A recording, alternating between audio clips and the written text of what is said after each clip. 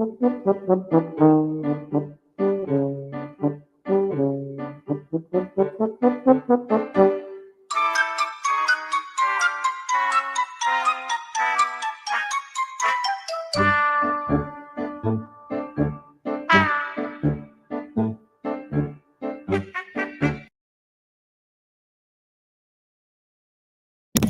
everybody, I'm Demi here, and welcome to a MLB trade deadline live reaction. For those who are currently watching right now, let me know if you folks can hear me. And yes, we're doing a live reaction here today.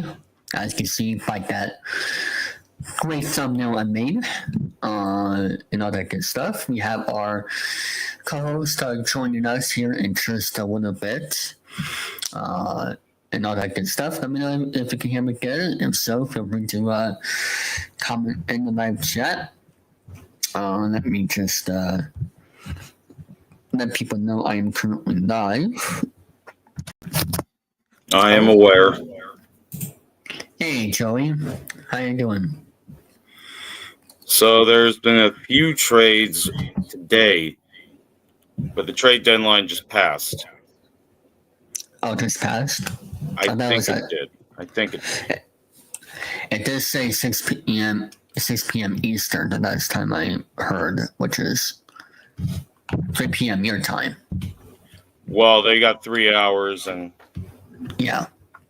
Okay, so let's see. Do you want to start with rumor mill, or do you want to go over what already has happened? Already has happened.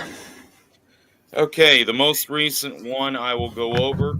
The Athletics have given up Mason Miller, closer, and they've also given up J.P. Sears to San Diego for a 4-prospect package. Yeah, I did kind of saw Mason Miller getting traded at some point, but I did not expect it to be this season. Well, he has 20 saves. He's got his ERA under 4, but the package back is what everyone's talking about right now. Leodolis de Vries, the number 3 prospect in all of baseball, went to the A's in that trade, along with 3 right-handed pitchers, Braden Nett, Henry Baez, and Yordaniel Nunez. So they had, and they're also looking at the Padres. Are not done. They're still looking at Stephen Kwan and Jarren Duran currently. So yeah, that's a big one coming out right off the bat. But that's not the big one that really disappointed me, because it happened right before midnight on the East Coast last night, probably right before you went to bed. Eugenio Suarez, another Diamondback, is headed back home. He got traded late last night from Arizona to Seattle, where he spent 2 seasons. However, I know what you're going to say about this. Suarez struck out 410 times in his 2 years in Seattle. Both seasons he led the league, and he led the American League, and I am sure the entire league, in strikeouts, with 196 and then 214. That's why they gave up the salary dump to Arizona in the first place. I'll read the details here in a moment. Sorry, they're working on stuff in my neighbor's yard. But Eugenio Suarez is a big trade, because that's big for their lineup. But this is the first time in a long time that someone with 35 home runs and leading the league in RBIs, may I mention, leading the National League in RBIs, got traded at the trade deadline. 36 and 87 were his totals, hitting just under 250. And he ended, and this is pending a review, by the way, so this is in progress, but he got hit on the hand the other day with a fastball. So that was in, well, I'm not exactly sure. I'm looking at what Jeff Passan said. But it was a Detroit Tiger game. He was hit on the hand by Will Vest, but the return had better be worth it. Hi Dom and Dante. They're in the live chat right now, but Chad Patterson just tweeted about the return to the Pirates and the Bednar trade deal per ESPN sources. Catcher Rafael Flores, who is tore up Double A and now at Triple A and all that. So Okay. So Bednar leaves Pittsburgh. Yep. Or Bednar leaves Pittsburgh for a AAA catcher at 19, and Edgelin Perez, 19-year-old as well. So they get two prospects. Pirates hope for a big return on that. Another one is a smaller trade, but get right to that. Harrison Bader. Harrison Bader traded once again. Yeah. This has another one to deal with the Phillies. Excuse me, not the Padres. The Phillies made a trade yesterday as well. They had acquired Joan Duran from the Twins for two top 100 prospects, Micah Ball or Micah Abel, and Eduardo Tate. And they also made a trade for Harrison Bader for their number 12 prospect, Hendry Mendez, number 12 prospect from the Phillies, and a right-hander, Jeremy, spelled with a G, Valoria. And this trade is pending physicals. We also have a trade with the Blue Jays. Blue Jays, earlier this morning, acquired Shane Bieber. This is a big move for them. Bieber is coming off elbow injury. He's most recently been in Double-A. I'm reading the article here off MLB.com. He's 30 years old, and they're hoping to get him through the rehab and keep him going so they can keep their season going. They're looking to, and let's see. It was a 1-for-1 trade, which is rare. Sorry, I was off screen, but it's a 1-for-1 trade. So you got a KHAL, I think it's spelled Kyle Steven, who is the number 5 prospect from the Blue Jays, now going to be Cleveland's number 7 prospect. Bieber's been one of the better starters, but that's kind of one of those things where this is a very attractive deal for Cleveland, especially because they get a young prospect, but Blue Jays now have to figure out what they're going to do because of the $16 million team option now for Bieber next season. It's for 2026. Yeah. So that's we're far from done today. Yeah. Oh, Bednar to the Yankees. Wow. I didn't expect that. That's what that trade was. But okay. Yeah. That's a big trade. And speaking of closers, there was a trade yesterday for a lot of closers are going around. A lot of them. And it's incredible. You got Ryan Helsley. So that's another big guy because the Cardinals can't seem to stop trading their closers. They did it with Jordan Hicks a couple seasons ago. He went to Toronto, I believe. Then he went to the Giants recently, and now he's with Boston after the Devers trade. But this is a Helsley out of the bullpen, and it was prior to the Wednesday game against Miami for the Cardinals. They traded their record. They had traded their guy who has the most saves in the season for him and their 2-time All-Star to the Mets. So while this doesn't make much sense in my eyes, I'm not the GM of the Mets because they already have Edwin Diaz. I guess he's struggling one way or the other. But then you got 20-year-old Jesus Baez, 22-year-old Randy pitcher Nate Dome, and 23-year-old right-hander Frank Elisat going to the Cardinals.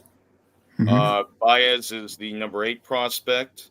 Dome is the number 14 prospect for the Mets. And then Elisat is just a piece there. So that's one of the bigger trades so far. Let me see if I can find anything else here. So This was a couple minutes ago. This is about half an hour ago. Excuse me. John Paul Morosi, or John Morosi for those who don't know him by his full name. Bednar was a talking piece between the Pirates and the Rangers, and then Texas is also looking at Tommy Pham, who's been traded the past 2 trade deadlines and is looking to be on the move again. We got 3 hours to go here on the deadline, though, and there's nothing big yet, but there is always a chance for a splash. You never know. But Absolutely. they've said in the past that the trade deadlines have been quiet. I'll do a move that happened about a week ago now, because I don't know if most people know this one. The Yankees have been on a busy buying spree. They did acquire from the selling Rockies Ryan McMahon, That's big-time right. third baseman. So that one I didn't find out about until yesterday, because I don't pay attention to New York and their stuff. But based off of how he's been going and everything, he was having a middling season for the Rockies. He was only hitting 217 with 127 strikeouts in 100 games. But in the 5 games for the Yankees so far, he's 6 for 17 with 4 RBIs, 2 doubles, and hitting .353. So you can't exactly be too hurt about that. Him going from the bottom of the barrel and the worst team in baseball. Let's see. He's got a fairly friendly contract. He's neither one of team options, but he's only making $12 million this season. And then the Rockies have the rest of that contract at $16 million a year over the next 2 years. So that's $32 million coming out. The pitchers involved. There was a pitcher involved, 6'1", 200-pound Josh Grozis. He was an 11th round pick from the Yankees in 2023 out of ECU from Greenville, North Carolina. Joshua William Groves. He was pitching the minors for A+ ball for the Yankees Hudson Valley team. Went 4-8 with a 4.14 ERA in 16 games. 15 of those were starts. And the other prospects, make sure I get this right. Griffin Herring, other prospects. This trade's about a week old. He's 22. He is a left-handed pitcher, so 2 pitching prospects. 6th round pick by the Yankees in last season's draft at LSU. So 2 decent prospects coming through, and he was pitching for A-ball Tampa, 4-1 ERA, well under just barely above 1, and a FIP. Doesn't show his FIP, but his WHIP is .89. So he's allowed just 2 home runs in 44 2/3. He was through A+ ball and regular A ball, 7-3, 1.71 ERA. So that's kind of a big price for them to pay at this point for Ryan McMahon. Only time will tell, because you got $32 million spread out over the next 2 seasons for them. Not too bad. But it's been kind of a quiet deadline. I wouldn't say go that far and say it.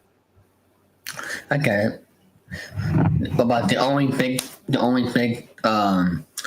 trade that I can also think of that happened recently is the Mason Miller one, because I thought, honestly, unfortunately with the situation of the A's trying to get to Las Vegas, I thought they would sign Mason Miller for that future, but that's why I was shocked. They barely signed who they had.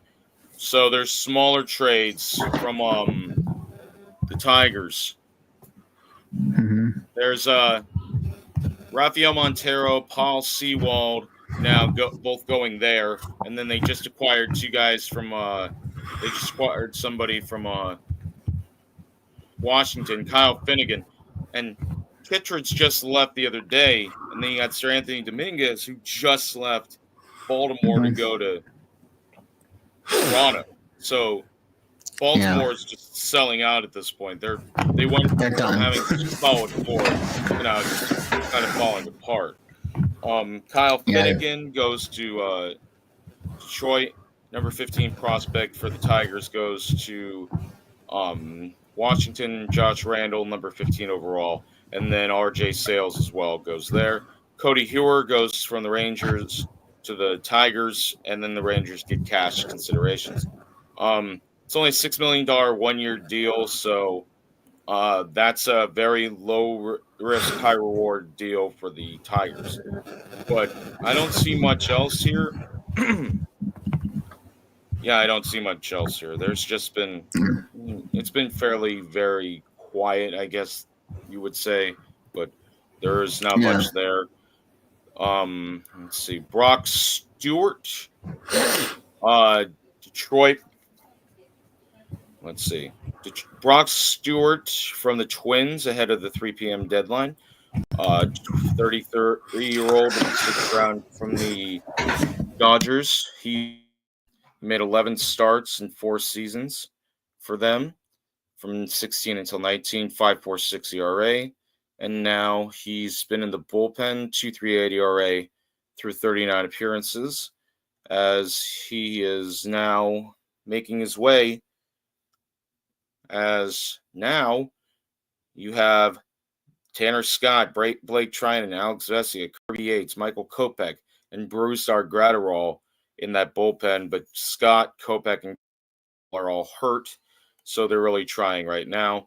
And then they just made another trade on Wednesday. The Dodgers did for Hunter Fiducia and from Tampa Bay. They sent him there, and then they received Ben Rotvet and righty Paul Gervase and lefty Adam Serwanowski there. So there's plenty of stuff to go around here. And the Twins got traded. You got the Rogers twins, Taylor Rogers and Tyler Rogers, both being traded. The Mets paid out of pocket big for that one. Tyler Rogers trade was massive in that one because Tyler Rogers has been really good. He's been a closer in the past. You never know what you're going to get with him. His ERA has been under 1. He's 4-3. So AJ Predator probably isn't done since Ken Rosenthal that just got retweeted. And the Astros are looking to get Kevin Correa back. Here's a small one. Royals trade Freddie Fermin, their catcher, to the Padres for Ryan Burgett and Stephen Collect. The Padres are also looking to hold on to Robert Suarez. That's what I was talking about. Yes. Jose Budo, Blake Tidwell, and Drew Gilbert are the 3 pieces in the Tyler Rogers trade. Taylor Rogers, his brother, twins, exactly born the same day. So Rogers went from the that was the Key Brian Hayes trade. That was a big one. Going to the Reds, because now Hayes is under that's a big one because that's team control until 2030. So he's got 5 more seasons underneath, and he's only making $7 million this season. Let's see. Rogers in his 10th season, 2.45, 40 appearances, whip just over under 1.4, and he's on a. Let's see. He was on an expiring $12 million contract, offset by the $6 million the Reds received alongside of his contract with the Giants. So this is his second time being traded in less than 7 months. So he went from the Giants to the Reds and so on and so forth. But Key Brian Hayes can hit the ball very well, but unfortunately he's hitting just 200 through 22 games this month. He's a very good defensive third baseman, but other than that, 8 years, $70 million deal. I'm not going to read what Bob Nutton says. Bob Nutton's a terrible owner. You'll have to give me a moment. I will be right back. Okay. And I'm gonna make sure I say hello to everybody in the chat before I notice I forget. Hello there to Dante, Dom, and Danny. Hope all of you 3 are doing well here this afternoon. I don't expect a big crowd here today because everybody's working and all that. But it's just that I decided to do the stream for the baseball people out there, and also don't forget to check out the weekly baseball rundown here on the Network 2000. on as for first airing on January 2000, so then on a repeat sometime the following week or so. So yeah. So we'll be reacting to whatever news comes out by the next, until 6 p.m. Which is a little over 2.5 hours or so. I decided to start going live at 3, because of the just in case if anything happens. Wrote this last week, San Diego drawing trade inquiries on Ryan Bergert and Stephen Koenig, as well as double-A prospects Henry Baez and Brandon Nett. All could contribute to next year's rotation, provided that they are still with the team. Oops, they are gone. Okay, so nothing yet. Quan on the move, possibly. What do you think about that Red Sox trade? They made a trade? I didn't even see that. No, I meant for last night with the Cardinals. Steven Matz. He's not what he used to be. He's 35 now, I think. He's been in the league 11 years. No, he's 34, excuse me. He's 34. He's been pitching mostly out of the pen. His starting days are behind him. He spent the last 4 seasons in St. Louis. Started a grand total of 10, 27, 34, 36 games out of a potential 84. Had a save. He had an ERA of 4.2. He's not the same pitcher he was out in New York when he was younger. He just fell apart in the 2020 season. He had that one really good season where he got traded to Toronto. And he pitched in the playoffs. But that's actually that was part of a big trade, if you think about it. Yeah. Oh, wait, never mind. That was not a big trade. It doesn't show the trade on his baseball reference page yet. But he was traded from New York to Toronto a couple of years ago. Okay. The Yennsy Diaz trade. Yennsy Diaz pitched a grand total of 21 games. So the Mets seemed like they lost that trade. And then they picked up Sean Reed Foley, who was a player for them. But he's only pitched in a grand total of 71 games, and he's not even on a roster right now. He's only pitched in a grand total of 71 games, negative .1 WAR. Matz is 1 season in Toronto, 2.2 WAR. But it was a terrible trade to begin with. They traded him for 3 quote-unquote prospects, but they were not prospects at the time. They were considered prospects in that organization. And Josh Winkowski is on the 60-day IL. He's the only one who was worth anything after being traded from Toronto, New York to Toronto. And he didn't even pitch for Toronto. He was part of that massive trade, which sent Benintendi to the Royals, and the Royals sent French Cordero to the Red Sox. Khalil Lee got sent from Kansas City to New York. Freddie Valdez got sent from New York to Boston to complete the trade. And then in June of that year, Luis De La Rosa and Grant Garambo got sent to Boston. That was just a mess of a trade because French Cordero did not do much in a Boston Red Sox uniform. But Matz could be good out of the bullpen. He's not the same pitcher he once was, but he's pitching much better than he's supposed to be. I'm hoping they didn't give up too much for a 34-year-old middle reliever at best. All I saw was Blaze Jordan, he didn't have any room in the infield. So here's what it says from John Paul Morosi. It's time for A.J. Preller to give up. The Red Sox are not trading Jarren Duran. I wouldn't. Yeah, I really hope they don't trade him, because if they do, that's basically Sutter mode. Oh. What? That is terrible. I hate What? to say it, but that's a terrible trade. Oh, hold on. Because Matz is right at the end of 11 year, no, not 11 year. He's only pitched and he's only started 36 out of 84 games with the Cardinals. He was supposed to be a starter. They signed him for a 4-year, $44 million contract back in 2022. That is not a good trade. Mm-hmm. Because now he's good against lefties. He's basically what you would call a loogie. It's and that's 5 lefties now in that bullpen for them. Yeah, 5 lefties now for Boston. Yeah, we need a righty.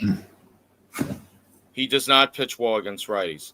But this is a big prospect to give up in Blaze Jordan, 22 years old.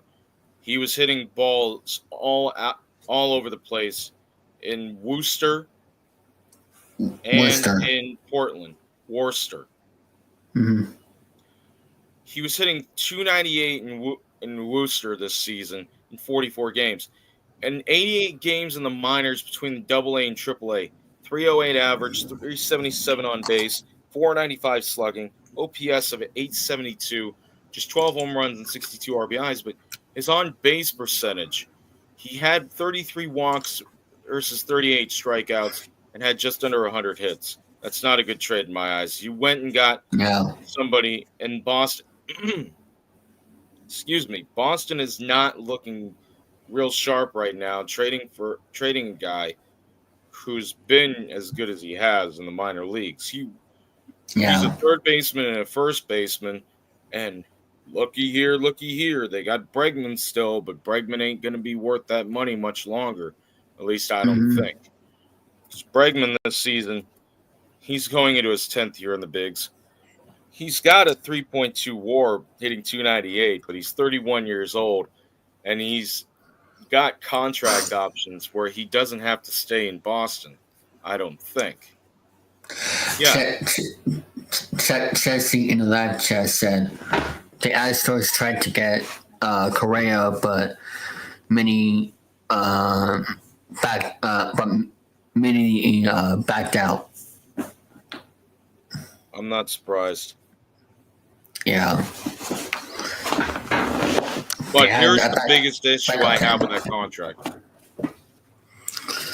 Deferment-wise for Bregman, both of those years that he's getting paid $41 million, half of that's being deferred for the next 10 to 20 years.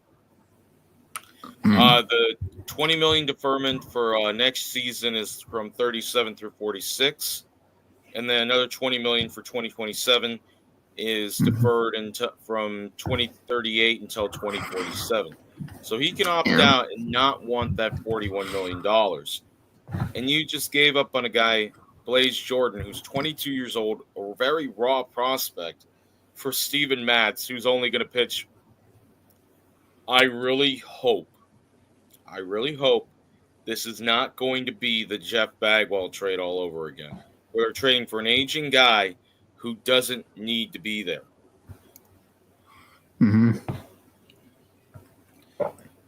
I didn't talk about Kittredge, though. He ended up going from a struggling Baltimore club to a first-place team in the Cubs. Sorry, I'm eating my Jell-O. But Kittredge has been great. He pitched in multiple places. He's got a very easy delivery. He throws over 98 all the time. He's not been closing, but 2-2, 3-4-5 can start, can close. He spent 7 years with Tampa Bay. He was very good. 181 games, 18-7. Started. He opened 15 games, saved 15 games, and then he goes to St. Louis last year. He has his best season of his career, game-wise, 74 games, 5-5, 2.80 ERA, 1.6 WAR. But that's the biggest thing is he wasn't the worst pitcher on that staff. Yet they let him go for let's see, it doesn't show what he went, but he got traded for. He's been a piece in several trades now, so Yeah. Let me find out exactly what happened there, because I want to make sure I don't leave out any details here. Dominican shortstop Wilfrey De La Cruz, number 20 prospect. Again, this is a big one because another buy low, sell high deal.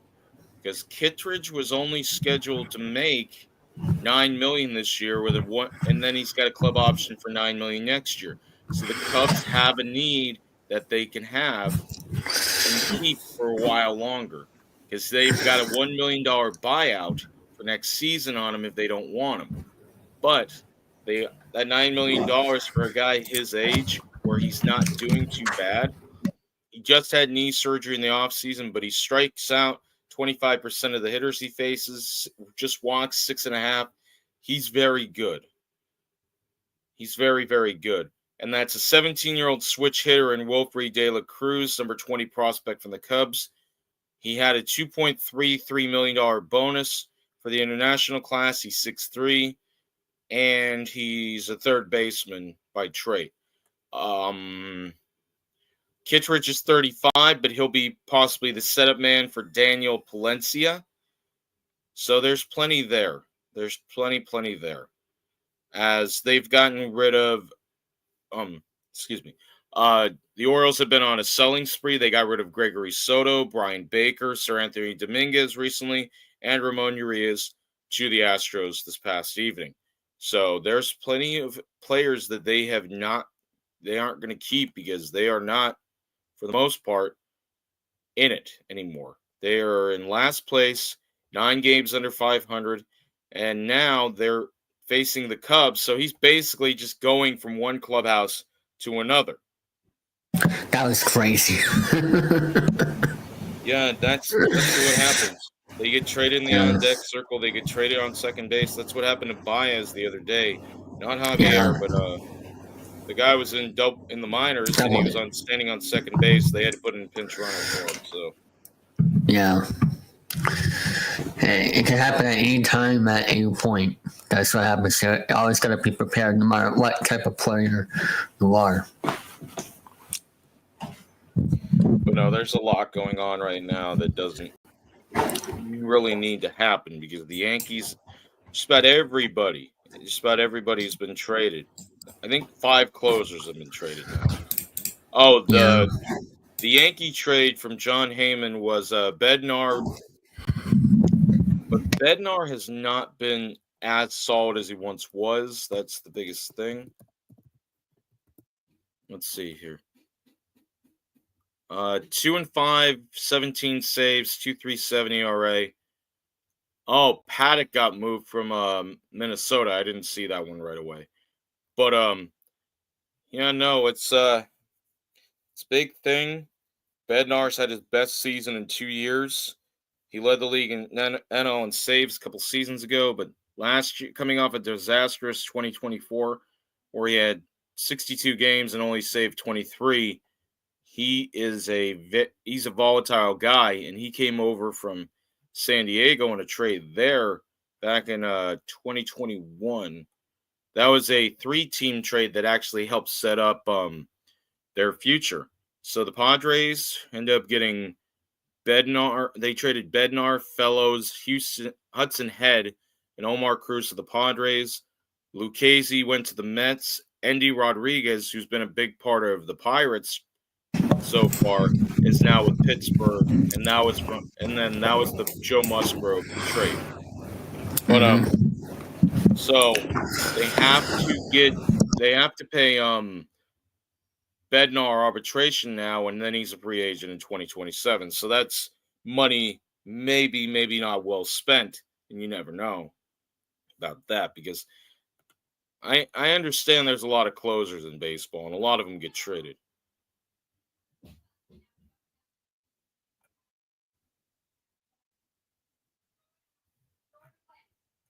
Okay, 60 and 62. Musgrove has not pitched this season. He's been hurt, so that was part of that trade. Let's see. Not that I noticed.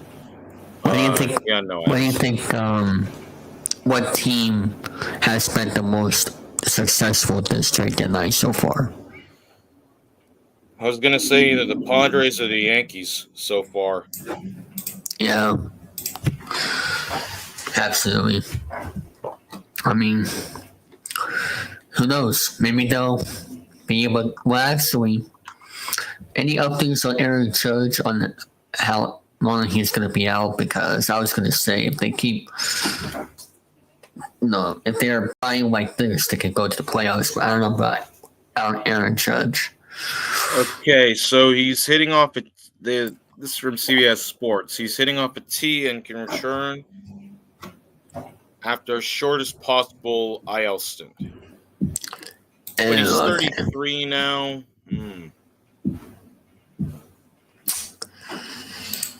Yeah. He's getting up there. Well, he's not hitting as well as he was either. That's the biggest problem. He hasn't played since last. Let's see. He hasn't played since.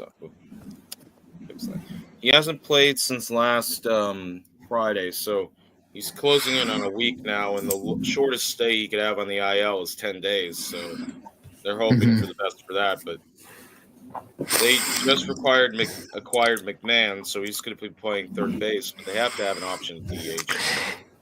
You know what they also? You know what else they need to do? Get rid of Anthony Volpe.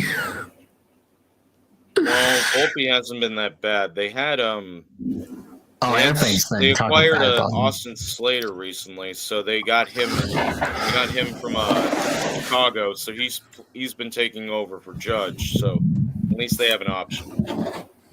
Whatever happened to Ben Rice? He's playing catcher. Oh, I thought he got sent down or something, but I haven't been paying attention to the Yankees roster because I wouldn't worry about that. Yeah, the only reason why I know Ben Rice is because he used to play for the Worcester Bravehearts, college baseball team. But being actually says okay. Yeah, so should be interesting to see what happens for the next well over 2 hours from now. I'm ready to hope the Red Sox can make a splash, because if it's going to be another quiet trade deadline for them, I'm not going to be happy. I'm just not going to be happy, man. I'm just not. Oh. What is that?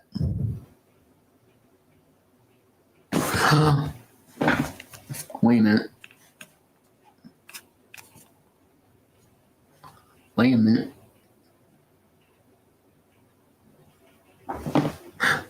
Hold on. Yes, breaking news. The New York Mets are finalizing a deal to acquire center fielder Cedric Mullins in the trade, what the Baltimore Orioles sources tell ESPN. Well.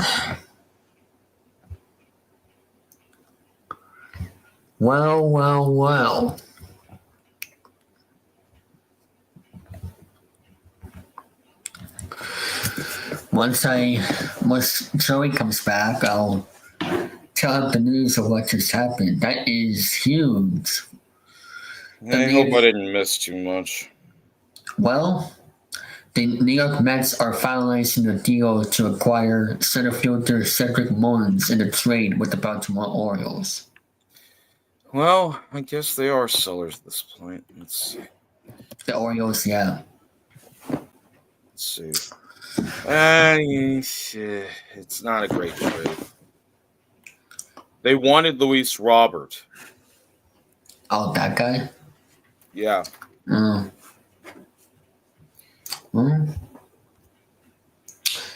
I wonder why they wanted Mullins in the first place. That's my question. Power and speed in center field. Yeah. Let's see now. He's only hitting 229. He's not the same outfielder he once was. Mhm. He's on a low contract. He's been there 11 seasons now, I think. Mhm. Well, minors and majors. He had a 30-30 season back in 2021, but he hasn't been able to get back to that same quality player. While he has been consistent hitting 15 or more home runs, he's not been the same accurate player. He's hit below 250 straight seasons, so he's not. His Yeah. defense is good. He's just not. Here's what the Orioles got for the trade.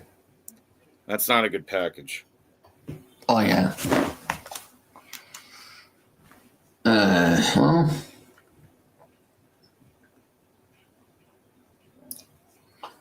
I mean, just that Tower would know about that. I'm not sure if that's his favorite player, but um, we'll see. I'm not sure what Kurt would think about this. Well, the Mets have been very active at this deadline, but I think it's only because they just got shut out yesterday by San Diego, who have been buyers at this deadline as well. So, and they just acquired Gregory Soto not too long ago. Their division lead is down to a half a game on Philadelphia, so they really need help. Oh yeah. And the Oh, Brewers are up on the Cubs now because the Cubs have been slumping. And the Padres, because the Dodgers have been slumping, are only 3 back of them. the Yankees have acquired Jake Bird from the Colorado Rockies. Who in the world is Jake Bird? A guy with an ERA well over 4. Jesus.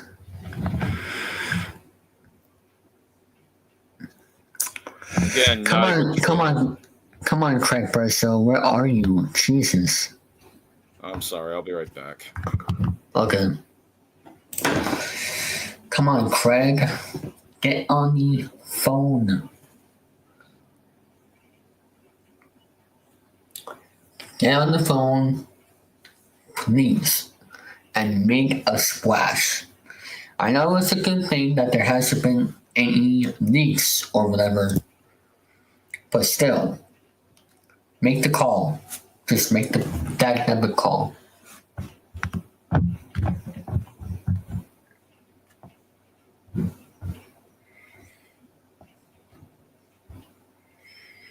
What else we have here? Oh, there's another one.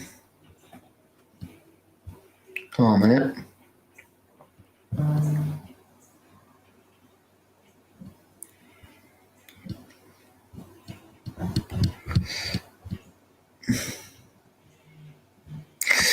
James Outman is heading to the Twins.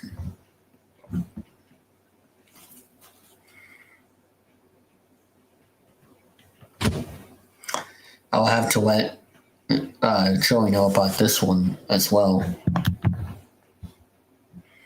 I'll put no of that.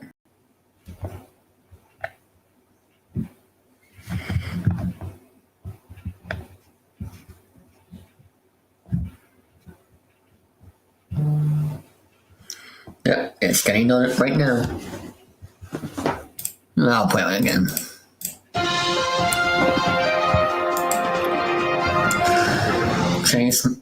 James Outman, outfielder, to Twins for Brock Stewart, who is a top catching prospect.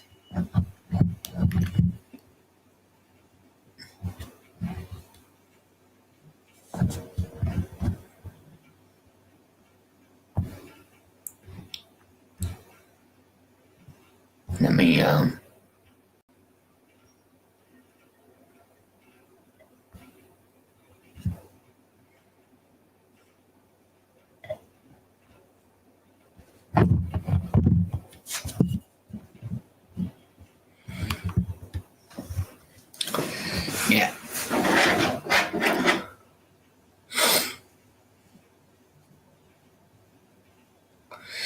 Anyway, well, it is on hold for Joey right now, and we'll play a little advertisement. So we'll be right back after this. Are you ready for the ultimate entertainment experience? Then welcome to the Network 3000. We've got you covered with all of the variety of content such as our weekly programs like Chillin' 3000 Hangouts, the Popcorn Panel Podcast, Sports Show Standing Stand, Breaking the Chains, and more. We also got the game shows, game plays, play-by-play reactions, blogs, and other fun stuff that you can only get here on the Network 3000. Subscribe today.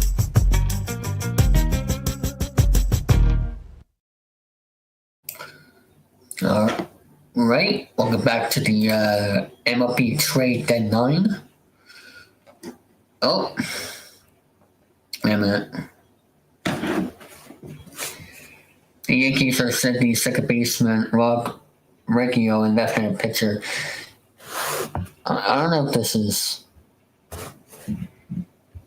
part of the same trade.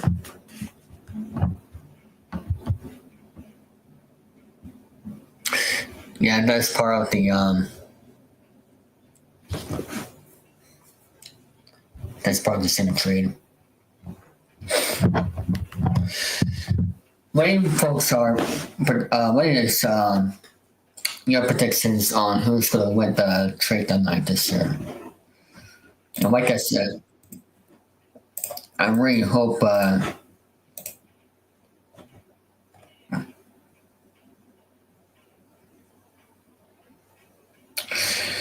I really hope that the Red Sox can actually do something today because, yes, they made the trade last night, but, what about today? I want something positive. But this is an exciting time of the year for baseball.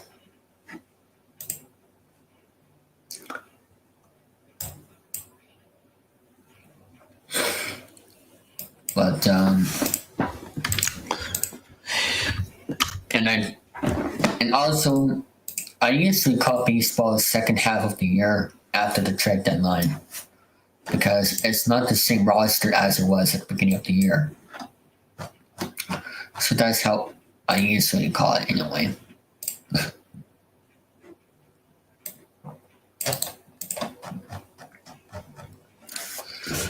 But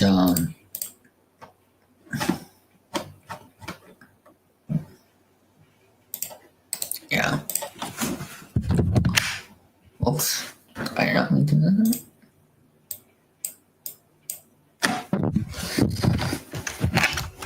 And I'll see if I can make a highlight video around this. Oh, Joey.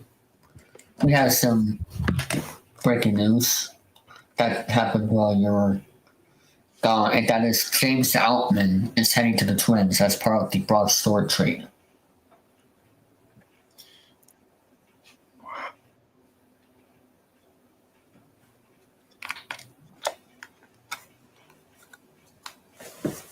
I didn't even know they added to that.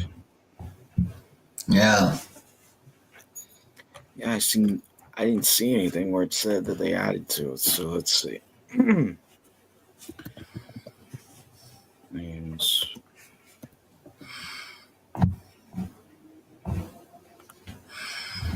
Well.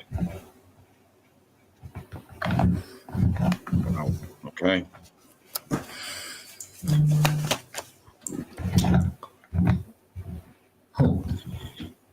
Well, he hasn't.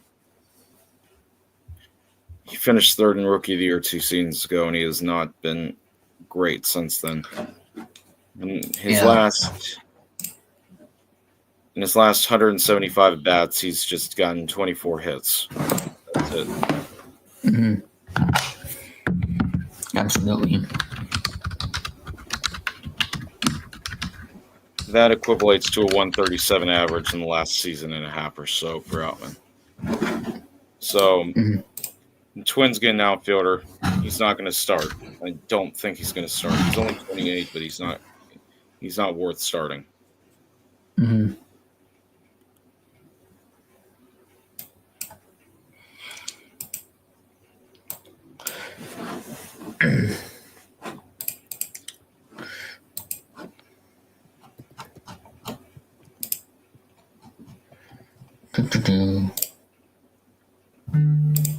Oh. Astros aren't completely off of Carlos Correa. Still talking to Twins. A lot of fantasies to work out, however, via John Hammond. Carlos Correa back to the Astros? That can't happen. Oh, he's still. His contract is not great at all. Still, he's still getting too much for his. Mm-hmm. Really don't hear about him anymore at all. Yeah. Ever since that scandal, he's just vanished. Well, he's not so much washed up as it's just the fact that he kind of figured by his age 30 season, he's not been like he's been under the radar since he left Houston. He has been good, but not great. He's only got still equivalent to a third of the WAR he had previously, but he's not been up to snuff. He's only got 7 home runs in 93 games. He played less games last season, had more doubles, more home runs, more walks, and a higher average, more hits as well. He's also scored less runs, had more at bats, fewer plate appearances. So he's not good. He's not good anymore. Yeah. Mm-hmm.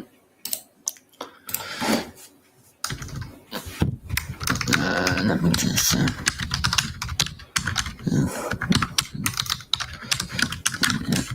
respond real quick. And I'll be right back. Oh wait, no, never mind. I'm talking to Rangers, so let me just do something real quick.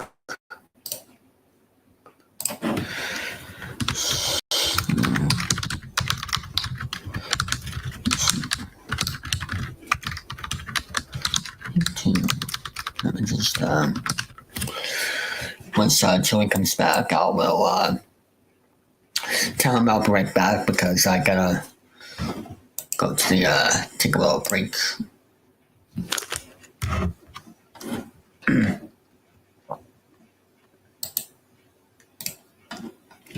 Let me just.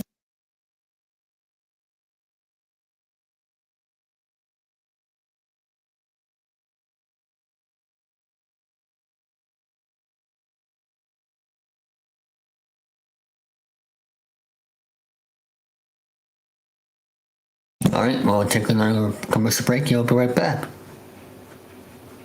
Are you ready for the ultimate entertainment experience? Then welcome to the Network 3000. We've got you covered with all of the variety of content such as our weekly programs like Chillin' 3000 Hangouts, the Popcorn Panel Podcast, Sports Show Standing Stand, Breaking the Chains, and more. We also got the game shows, gameplays, play-by-play reactions, blogs, and other fun stuff that you can only get here on the Network 3000. Subscribe today.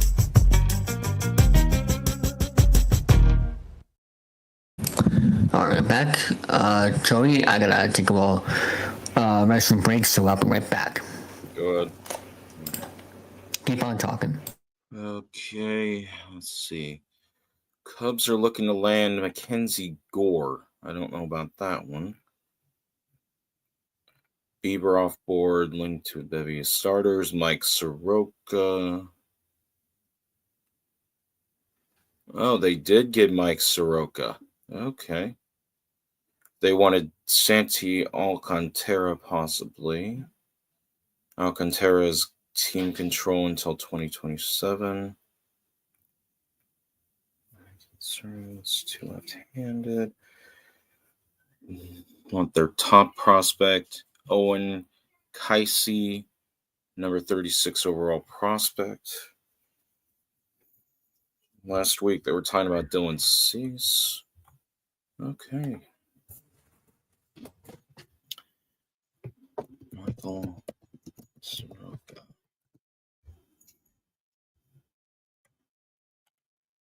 God, that's another terrible trade. Just pitch.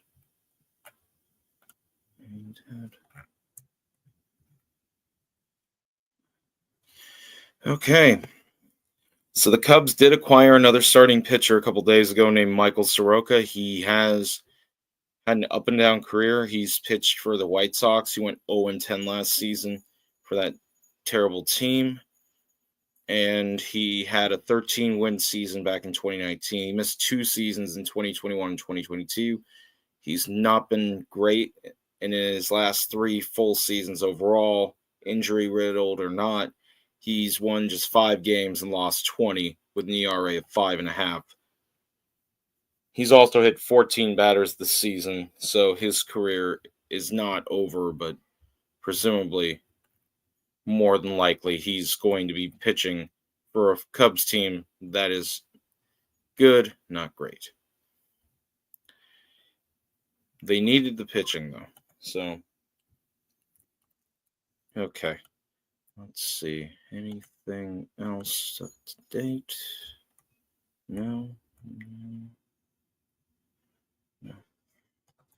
Nothing relevant as of yet.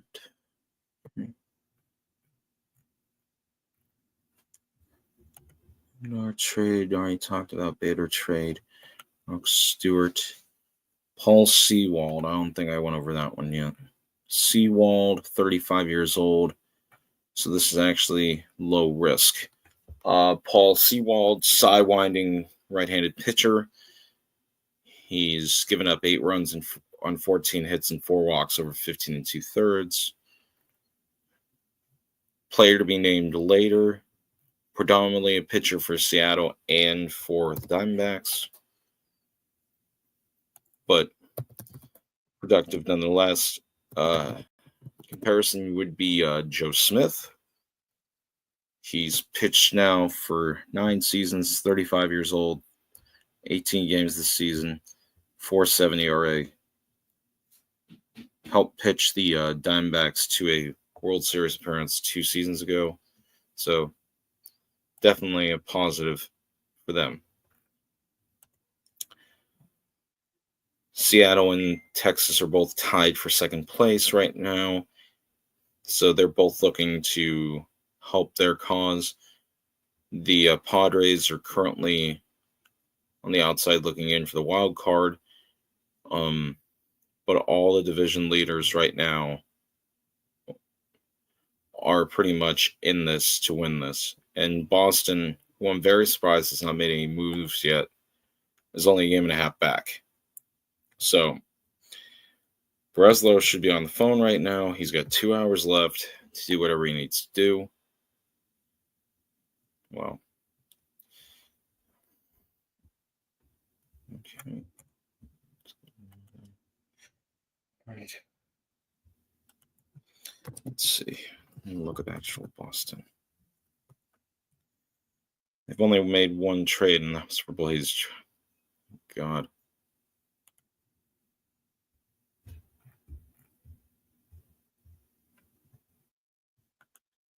Okay.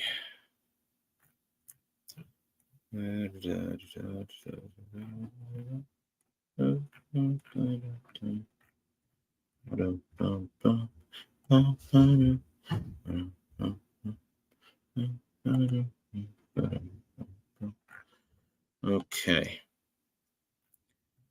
Let's see. I'm looking at Yandy Diaz. Probably not going to happen.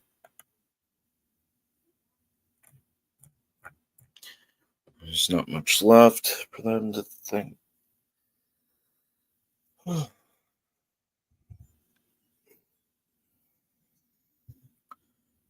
Red Sox are in it. Game and a half back. There we go. Like that. Okay. So I still haven't seen any activity as of yet, but the most part, I was looking at Boston because they're only a game and a half back, and I thought for sure that they would do something to shore up anything at all.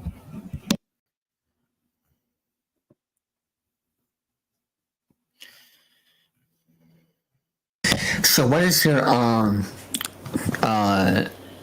big surprises during the first half of the baseball season as for the teams?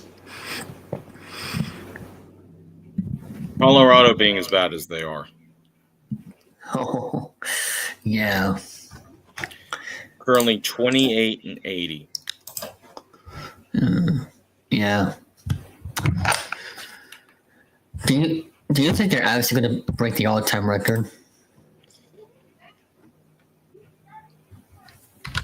They're 42 games under 500, David. I think so.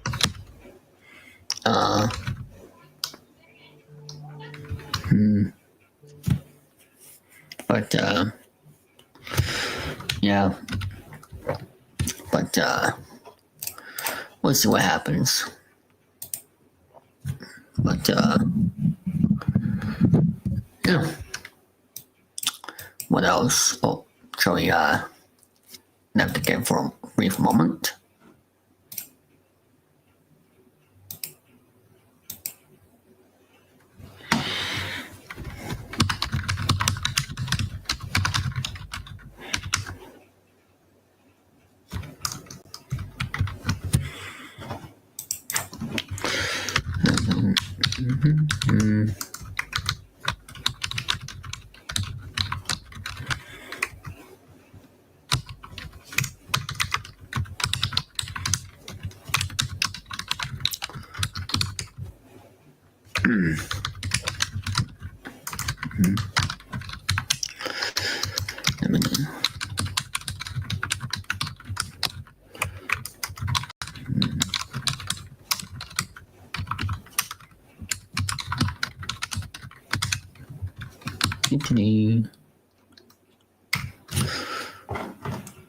There we go, you're back. And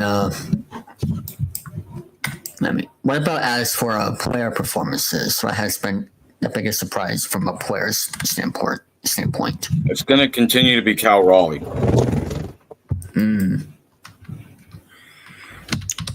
Yeah, Cal Raleigh hitting 41 home runs so far this season.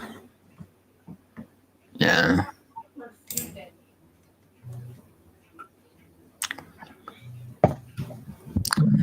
The big dumper. Yeah, he should have been getting a bigger contract if that's the way that he was going to start off the season. But you never know. Yeah. Absolutely. Well, was he like a big home run guy before?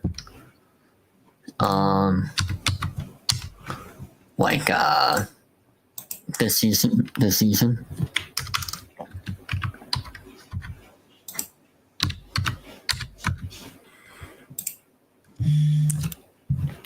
Oh, I don't know if you heard. Oh, what's this? Oh crap! Hold up.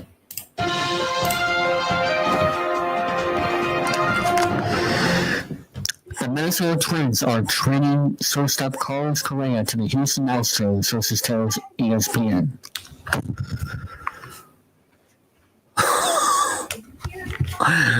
What? Going back home?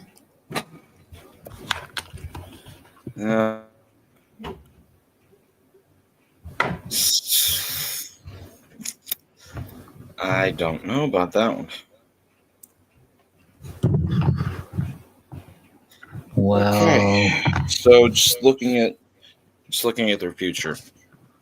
32 million, 31 million, 31 million. They're getting paid 37 million this year. So they're paying the rest of his contract for this season and then another 100 million or so next season. Like, this better be worth it for Houston. This is not what I'd call it's not a good trade. It's It's not a bad trade. But Yeah.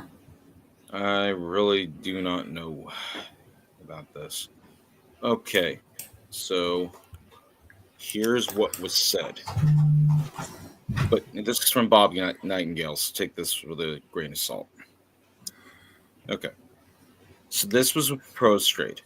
Trade talks are all but dead, and this was 5 hours ago.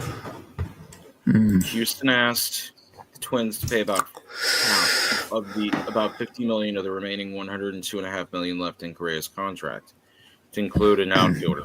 The Twins rejected that offer and are not budging.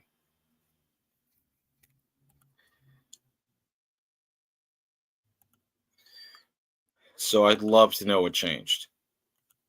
I really would love to know. Insane. And okay, so Passan said it, Taggart said it, McTaggart said it.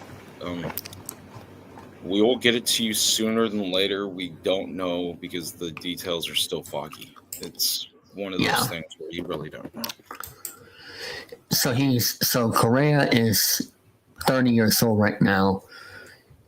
How much longer can he play if he wants to retire in Houston right now? Like, what is the contract like for the trade? Okay, so let me go back to what that was. Because Nightingale can kick rocks. He has 4 team options now, as he has his age 34 through 37 season, so 2029 through 2032. $25 million, but that's guaranteed with 575 plate appearances, a top 5 vote in the MVP voting, or World Series or LCS MVP. For 2030, $20 million team option with 550 plate appearances, $15 million for 525 in 2031, and then 502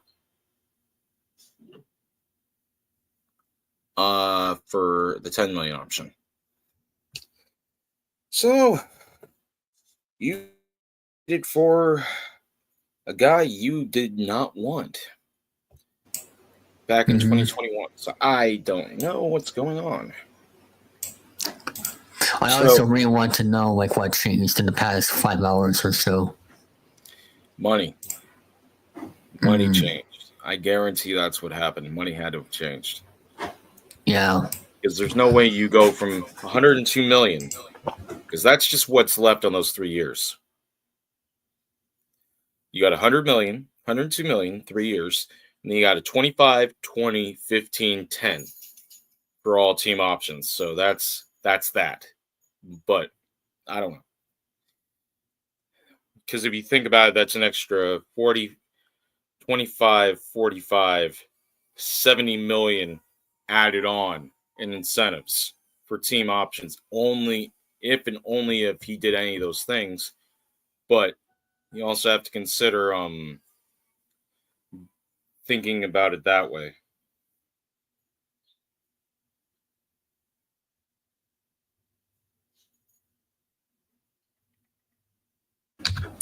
I'm just saying Jesse know about this one. Oh, he's gonna be excited. The Red Sox need to do something. The Red Sox need to do something now because they're playing Houston this weekend at Fenway. So the Red Sox really need to do something about this.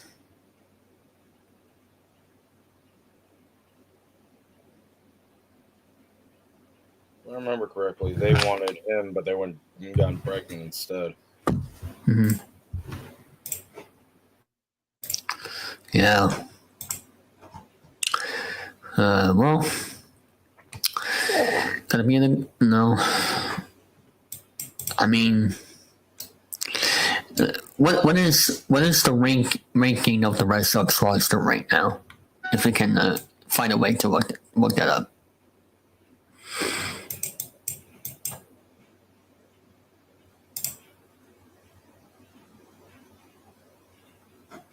Joey?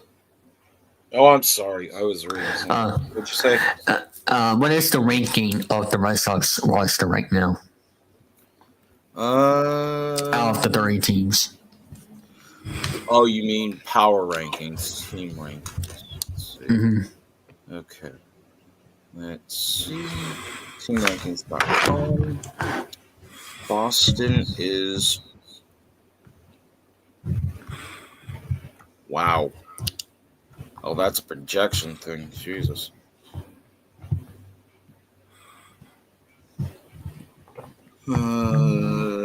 Boston is considered a top 5 team right now based off record. But that's only based off of teamrankings.com, not actual. I'll actually find it here. Fox Sports from a couple days ago.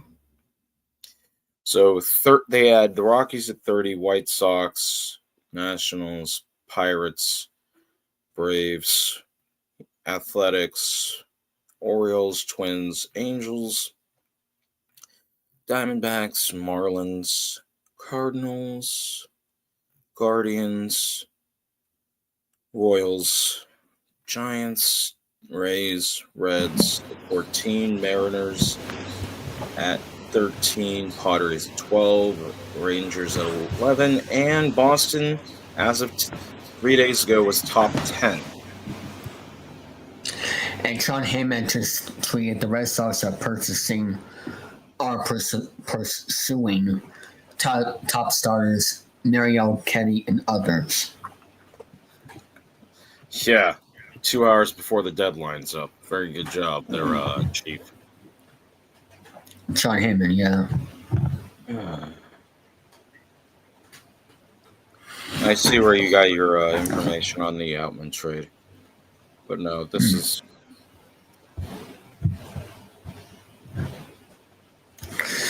Wow. I can't... Wow. Okay. Hi, Zach. How you doing? Welcome to my channel. Wow, that's rough. That is rough. Someone put a picture of Shaq on the Celtics with Correa coming back to the Astros.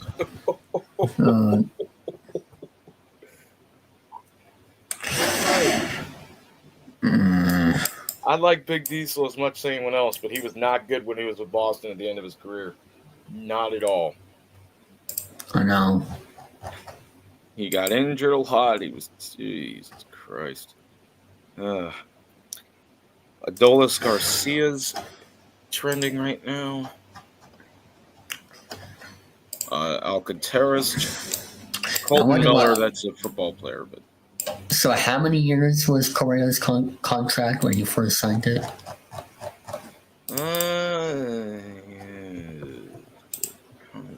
After his first year, that is. He's got 3 seasons left. He signed a 6-year, $200 million contract. And that was in 2023. Oh, God. People are already reacting and saying who is paying off that contract. Ew. Because I was going to say, I wonder what Twins fans have to say about this. I mean... Yeah, this was the worst year of that contract. They were paying him $37 million this year for the first season. Not the first season, but one of the bigger seasons. That's and he's got 4 team options coming up. So, but no, it was 35 for 2022, and that was the last contract he signed. 33 all around. The new contract started in 2024. 2023. 33 million, 33 million, 37 million, 32 million, 31 million, 31 million, and then 4 team options from 2029 till 2032. Correa will be playing third base for Houston, as he would have for the Mets. That $350 million have gone through. He's supposed to play for the Mets or the Giants. Yeah, both of those teams. But then, no. went back to Minnesota because of the His physical. Well, he failed a physical twice, so once your physical I is wonder- valid, you can't. I wonder why that was. His knee or his ankle. Oh, ankle. Okay. And No, it might have been the wrist. It might have been the wrist. Oh, okay. So basically, Because that's essential for fielding. Is you use your wrist for fielding. I think it might have been. There's a lot of pieces Yeah. for it. So Correa is going to be with Houston for the next 3 years. So he'll be, He'll be an Astro for the rest of his career, I think. yeah. And he only went to the playoffs with the Twins once. That was back in 2022. I mean, he helped them win a playoff series. He can say he accomplished that. That's for sure. And we did not know that was going to happen because we thought he was going to the West You know Coast. what's funny, though? You want to know what's funny, though? What? They needed to make that trade. Ready. Pena is hurt. Ooh. They For were how long? starting Zach Short at shortstop during that series in Houston against Oakland. Oh. And how long is Pena going to be out for? He's on the 10-day IL right now. Okay. I'm sure they've given details on that, but that's a big problem. 'Cause he's hitting Yeah. 322 right now. He's on the 10-day IL. That was retroactive to the 27th. Speaking of the IL, what happened to Liam Hendricks? Liam Hendricks. I haven't heard his name with the Red Sox in a long time.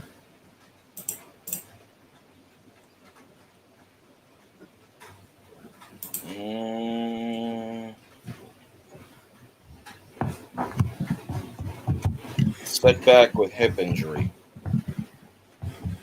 And what is his IL stint? 60 day. Ah, crap. Yeah. So he's gone for the rest of the year. Well, till at least August or September. So that's an update from 23 days ago, back in July 8th. The Texas Rangers are acquiring left-hander Danny Coulombe, or however you pronounce it. Danny Coulombe. Coulombe from the Minnesota Twins. So the Twins are sellers at this deadline. I didn't think I'd see that. Yeah. I mean, they just lost the series to the Red Sox. Should have gotten swept, by the way. They are 51 and 57 as of right now. They are well out of it. Detroit has, and I don't mean this in that way, Detroit has a 9-game lead on their nearest opponent right now. So there's that. Yeah. The Twins have gotten swept because they are Ghana 18 on several pitching fronts, but Astros still have a real shot on acquiring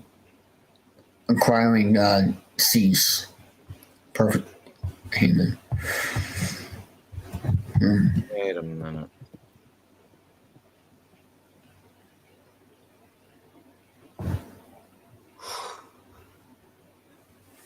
I don't think so.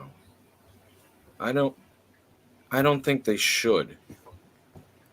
Cease is not good. He isn't? What is his record? 3-10. Oh, dang. 3-10 ERA, a couple ticks under 5. God. Huh. And I thought that No, was... I don't think his contract's really that good either. No. Well, I take that back. 1 year, $13.75 million.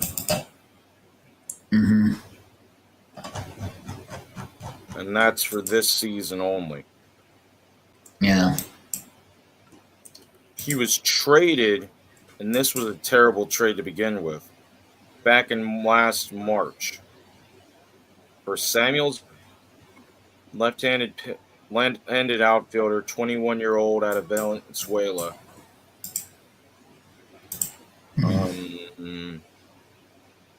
Jero Iriarte, who's only pitched a total of 6 games, and that was last season. He was one of their best pitchers on that terrible team.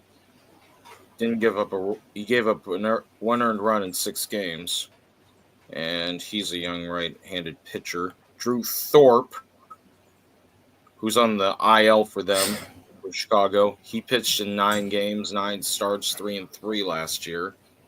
And then there's Steven Wilson. Yeah. He's pitched in 37 games. He's actually got an award just about one. He's from my hometown. He actually went to CSU, Santa Clara University in Santa Clara. So there's that. But no, he's not too bad. But altogether, that Cease trade is already starting to look good for the White Sox because Cease in the one season in the season and a half he's pitched for them, he's 17-21 with an ERA just about 4. He's not recaptured that magic just yet. Not yet. But I don't think Cease is going anywhere in the next couple hours. Houston's interested in him, but I don't think so. Don't tell me. The Houston Astros are acquiring outfielder Cesar Sanchez from the Miami Marlins. Oh, Jesus Sanchez. I didn't understand what you were saying there for a second. Hard to pronounce his name, but yeah, from the Miami Marlins. The sources confirmed to ESPN. Ryan Gusteau, who just pitched against the A's last week. So they gave up a starting pitcher, and they got a left-handed bat. Albeit he's only hitting 256, but it's better than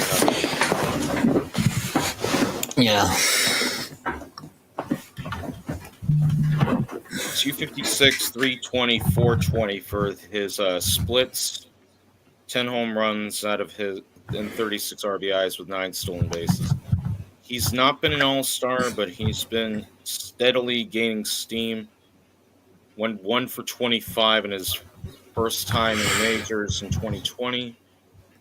He's getting there at least. He had 18 home runs last season, hit 252, so he's there. Playoff experience. They're comparing him to Josh Reddick through his age 26 season. Also comparisons to Mike Cameron, Lars Nootbaar, Dominic Brown, Buxton, as well as Josh Reddick. So those are some pretty good comparisons to go around. He was part of another trade earlier in his career for Nick Anderson, who's currently in the minors for the Rockies. And he was also traded for a guy named Trevor Richards. So this will be his second time getting traded in 6 seasons. Trevor Richards now pitches for the Diamondbacks in the minors. So they made out well in that trade. And Richards he's not been great his entire career. ERA 4.5. So not a bad trade for them overall. Because Gusteau is just a young guy who's going to end up going there. So Absolutely.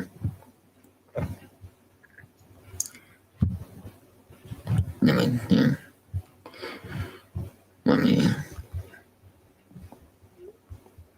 just working on some current up. But yeah, it's been a roller coaster for Houston in the past hour or so. But where's Craig Breslow, dagnabbit? Like I said, he wants so bad to be a good general manager, and he's not doing it. Yeah. He's. Plus, I mean, Perez, though, he wasn't even good consistently as a pitcher when he played.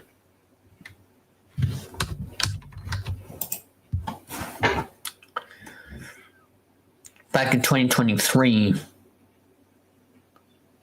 he had an ERA. Well, actually, he had an ERA of 1.81. That's not too bad. That's actually pretty. But he played 61 games and he had a WAR of 1.5. But I don't know. But I don't know. We'll see. But oh God, triple nickel. Troy, look at this comment.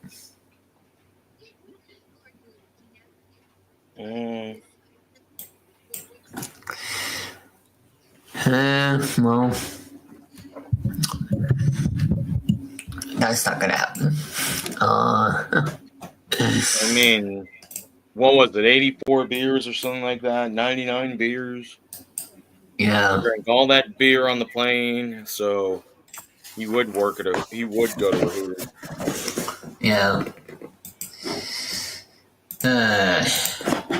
What a legend, Wade Boggs. One of the best third basemen of all time.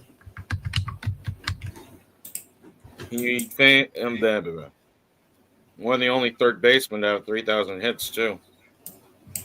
And that had been a home run at Tampa Bay. One of the few times there was ever a sellout in Tampa Bay in that stadium. Yeah. Oh, what's this? All right. We're about an hour and a half in now. Come on. Laureano and Rhino. Oh my God. Wow. Yep. Laureano got traded again? Okay. So I'll continue to be the stats man here. Laureano is on his fifth team now in 8 years. He was in Oakland until 2023, where he got let go to Cleveland. He was then in Cleveland for a brief period of time, then went to Atlanta. Now he's in Baltimore, hitting .290 with 15 home runs. His most productive season since 2021, may I add. Yeah. And his highest WAR since 2019 when he was with the A's, and he hit 24 home runs that season with 29 doubles. Ryan O'Hearn, on the other hand, because I can just click this, and that's another one gone from from them. You want to know what's stupid though? What's that? The guy who took over for Brandon Hyde has a 4 games above 500 record as their manager right now, and they're selling. See. Yeah, Tony Manzolino, 35-31. Mm-hmm. That was their second most valuable player on the team in Ramon Laureano, 2.9 WAR. Gunnar Henderson's still there, but now they got to replace the right fielder. Tyler O'Neill was terrible. They let him go. Dylan Carlson was terrible.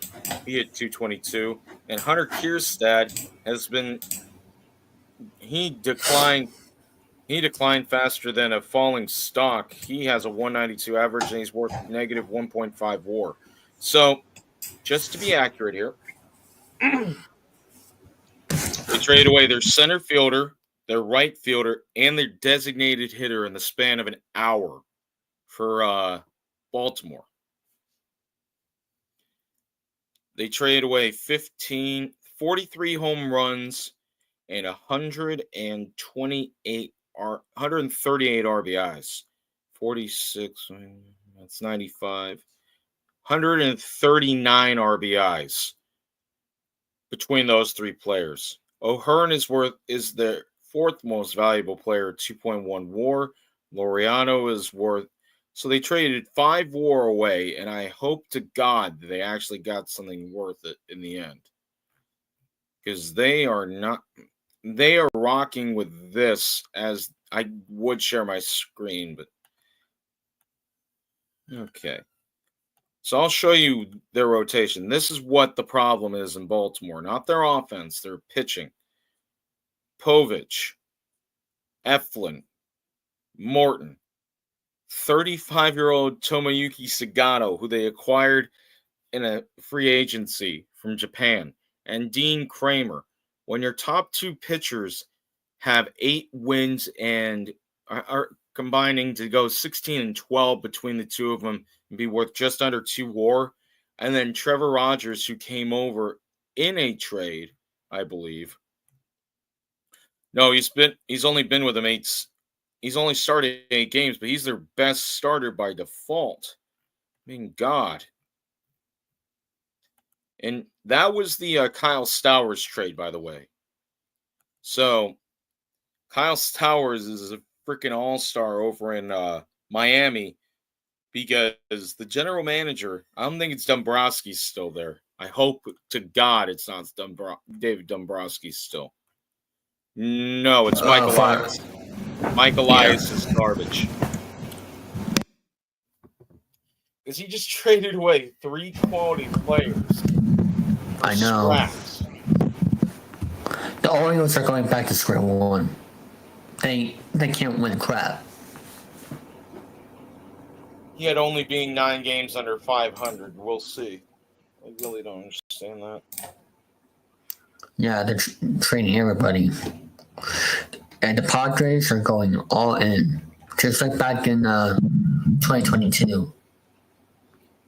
Well, they made it to the pennant that year, I think, but it didn't matter much, did it? No. Houston did it. Houston won it. And I believe it was the the Phillies that beat San Diego. They're not.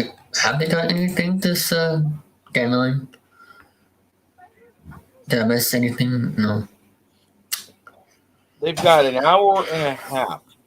If Boston stays pat, they were never meant to compete this year for the wild card or the division. Yeah. Sorry. I keep leaning down because I'm tired, but I don't get it. I don't get this. They're in 3rd place right now. They're 2 games behind. They're a game and a half behind the Yankees. They're a game and a half behind the Yankees. Look at this.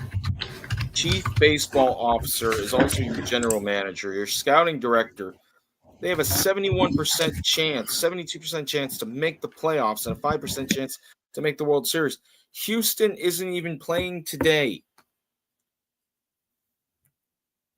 Yeah. I mean, look at this. The Red Sox are the perfect team to buy on. Yeah. But here's my biggest issue. Buehler should never have been a Red Sox. If you want to trade someone right now, that's my guy I trade. Danny Lewis is saying go Guardians. Well, I mean, them. They had their chance. They had their chance. Danny, look up Cleveland Guardians. I know you're not into baseball, but look up the baseball betting that 2 of their pitchers have been doing.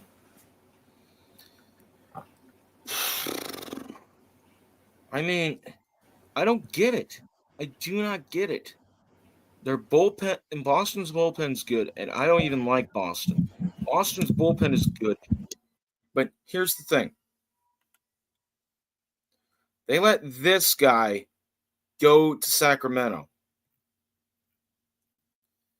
where he's pitched to a 2.40 ERA in 20 games in Sacramento. Yeah. Why would you let a good left-handed pitcher go? Albeit he didn't have a great performance in Boston, but come on. For real. The guy had pitched in Oakland the last 2 seasons after being acquired. He has he's only appeared in 34 games in Oakland, but in Sacramento, but still 3.27 ERA. He would have been fine in Boston. He would have been fine. And then the Tanner Houck thing. I'm sure he's injured right now. Yeah, he's injured. I'm not saying send him back down, but that last start he made, where he allowed 11 earned and they left him hanging out there to dry, that alone should have gotten Cora fired. But no, Buehler needs to not be in the rotation anymore. That's just the way I see it. Because if they weren't competing right now, Chapman would have been gone already. Yeah, for real. Because look at this. Cincy, New York, Kansas City, Texas, where he won a ring, Pittsburgh, and now Boston. 354 career saves. So he just passed the 350 mark. He's 37. He's going to get to 400 eventually. But I don't get it. I do not get it at all. Why on earth are you not doing anything? I'm not saying that to be mean, of course, but it's just there's no reason realistically to not be acquiring guys who are going to add even. And this is the stupid part. You see the Gleyber Torres name right there? They traded Chapman to the Cubs for Gleyber Torres, and then they let him walk. Cole Ragans, who's not doing well right now, and he's pretty much out for the year. But still, Chapman's been the target of a lot of big trades, and you can't exactly say that Boston's really doing anything right now. It's now 1:38. It's 4:38 on the East Coast where you're at, so it's almost 5 o'clock. But the main problem is this. Boston has to make a move. And if they don't, might as well forfeit the rest of the season. They might as well punt the rest of the season away. Yeah. Walker Buehler is washed up. I will love to eat those words eventually, but he's not good right now. He is not good. Not even close. Overrated. There is one prospect going back to the Twins who the Correa deals. This is tells CSP. The Athletic, excuse me. The Twins are eating some of the money. The deal is pending medical review. Okay. Only one prospect. See here. I'm not sure what the. So it's gotten to the point where. Let's see. This is so far from a source. They want him to play third base.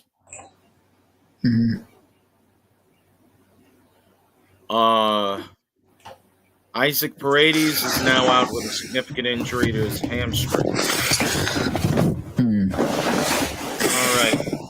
So you're gonna have to take the rest of this by yourself. I gotta get out. I gotta take my sister somewhere. Okay, that's fine. But Take care. I'll see you later tonight. Yeah, I'll see you then. This will be our trade deadline stuff, and then we'll talk about the other stuff later. All right. I'll see you later. Yep.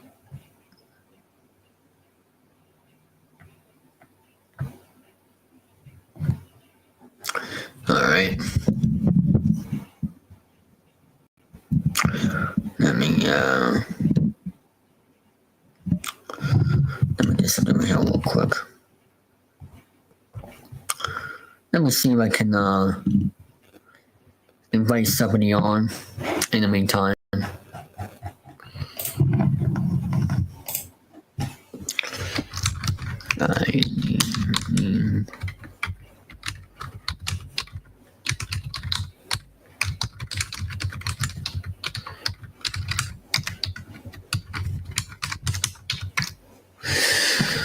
Let me see if I can get somebody on because I did not know he had to go at the moment.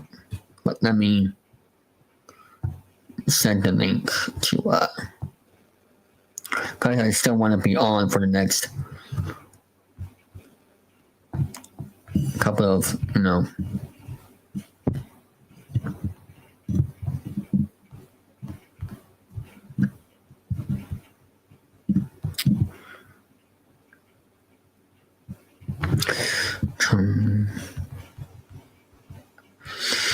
let me I'm just trying to get the closed on.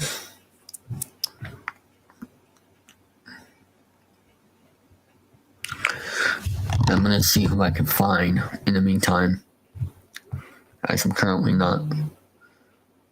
Oh, Seas to Houston is progressing. Okay.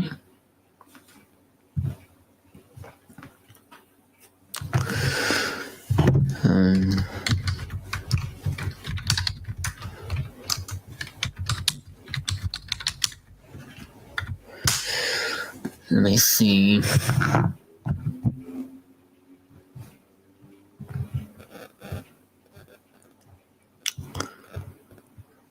Let me just try to get something on.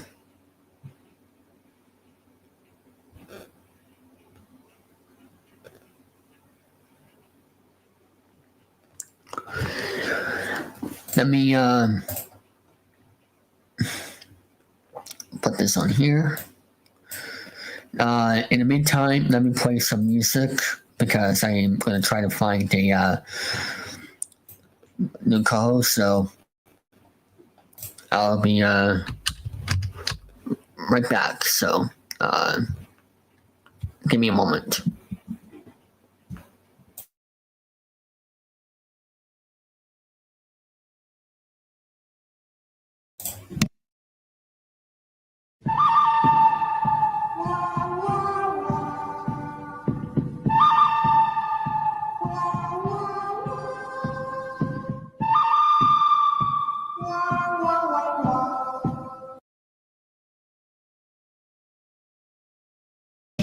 I thought that music would go longer, but let me go play this one.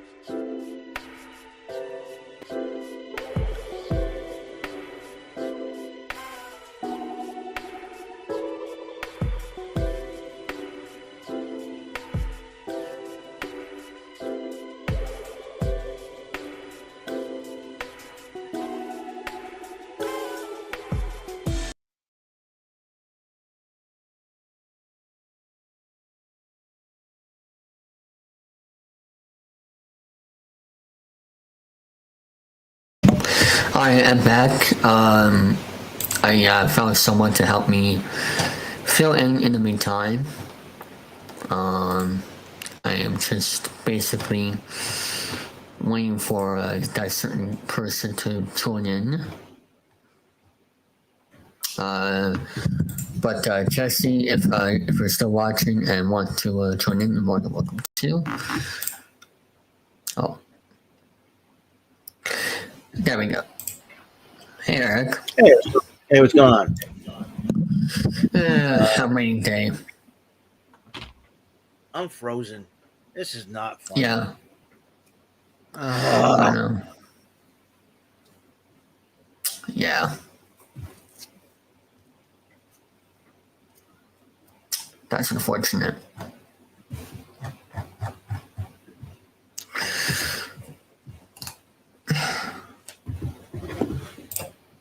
You're back. Am I okay? If I can move now, it'd be great. If not, I'm getting out of here. This is getting ridiculous. I got rant and rave tonight and everything else. So it's like this computer in mind is. I understand, but I can see you. I can see you good. All right. As long as you see me and everything else. Yeah. I know the Red Sox did make a trade.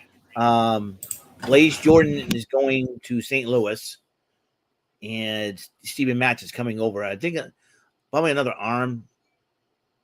Yeah. We got all left-handers now. I thought they got Carlos Correa already. Minnesota back out. Correa is going to Houston.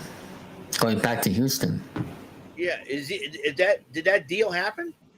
Yeah, Because Jesse saying Minnesota backed out. No, that was a couple hours ago. That was way before. No, that was before the news came out. That was him. But that was Jesse. But the trade with Correa was dead 24 hours ago. But all of a sudden, I guess they talked again, and it happened. So that means we're going to see him this weekend in Fenway. Yeah. Wow, but yeah. Anyway, Let me just we got Dante Pittman, Godfather Dom in the live chat, game show fan Danny.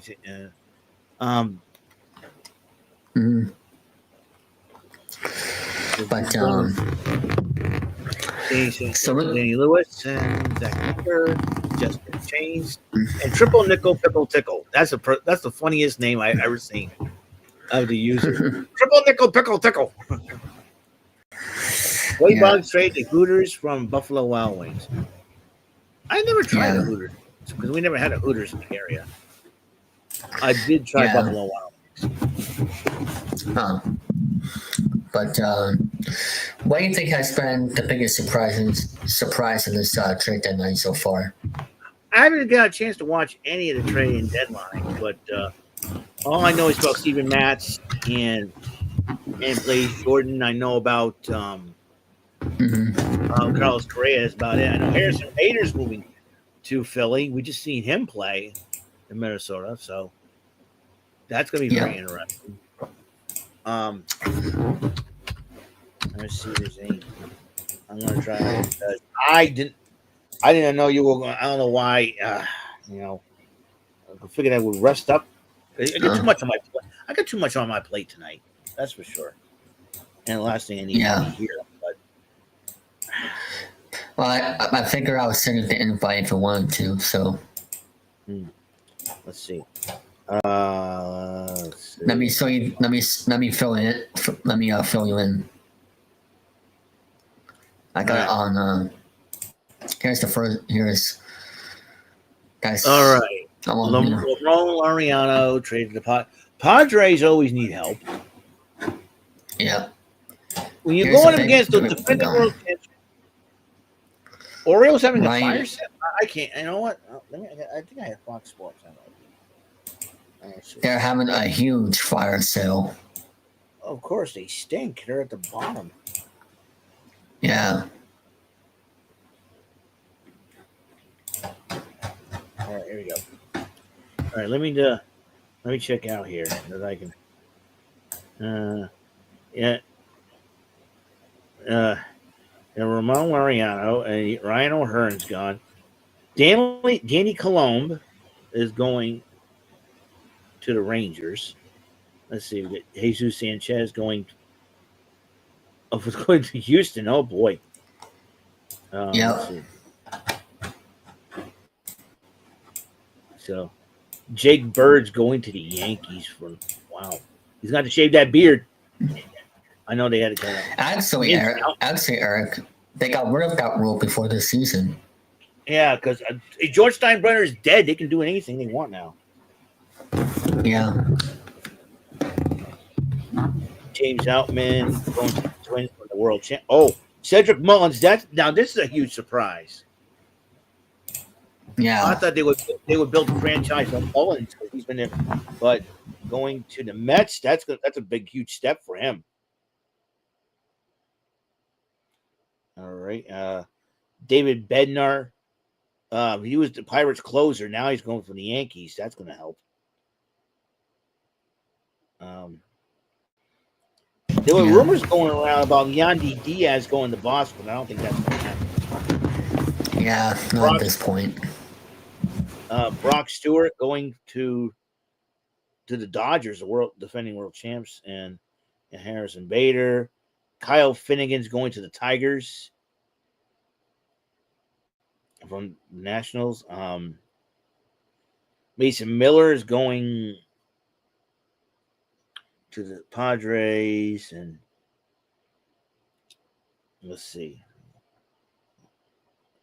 Paul Sewald going from the Guardians to the Mets. Shane Bieber is going to the Blue Jays.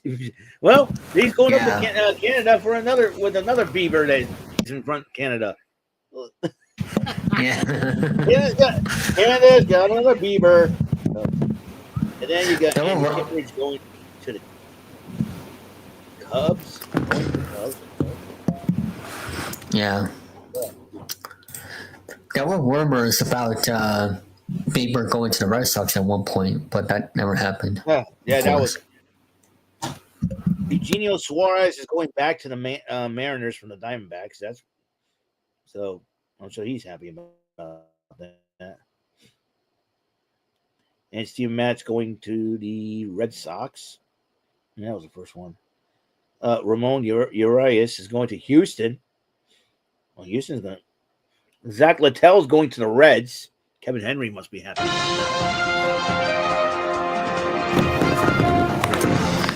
We have some breaking news, and I want you to read this.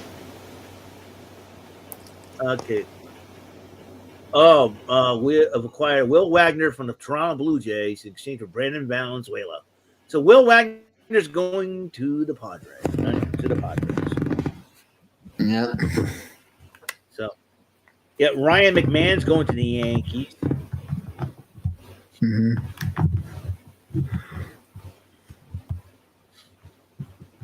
And Cubs are going Michael Soraka from the Nationals. Boy, the Nationals and Orioles are in a fire sale as usual.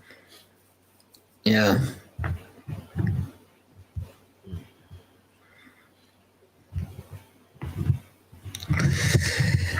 Buckle up, people, because for the next hour, it's going to be bananas. I hope.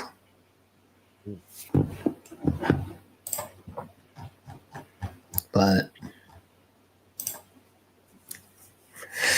I really hope the Red Sox can actually do something today. That is, because I know they made the trade last night, but what about today? All right, Ryan Halsey is Edwin Diaz, Ryan Halsey, Tyler Rogers. Look at these guys with the ERA. You got Edwin Diaz with a 1.48, Tyler Rogers 1.8. Oh, and Halsey's got 3 even. Jeepers. And Johan Duran went to the Phillies.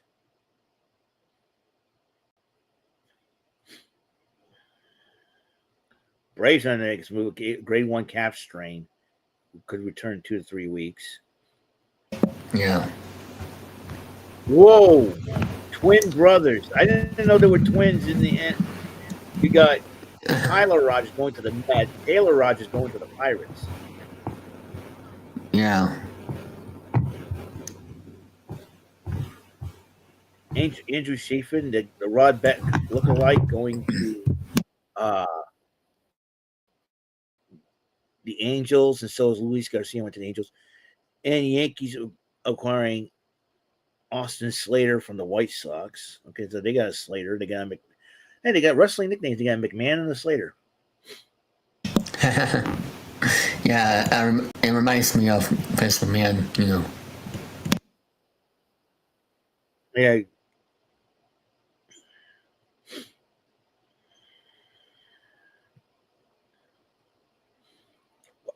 It's been raining all day today. It hasn't done anything back here. Boy, everybody's getting hurt. Jackson Churio gets hurt against the Cubs and everything. Jeepers creepers.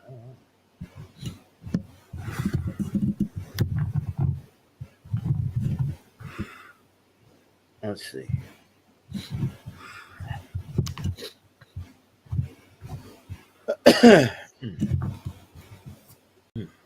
So,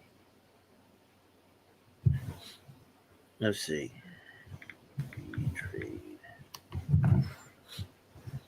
Deadline. I'm going to try to.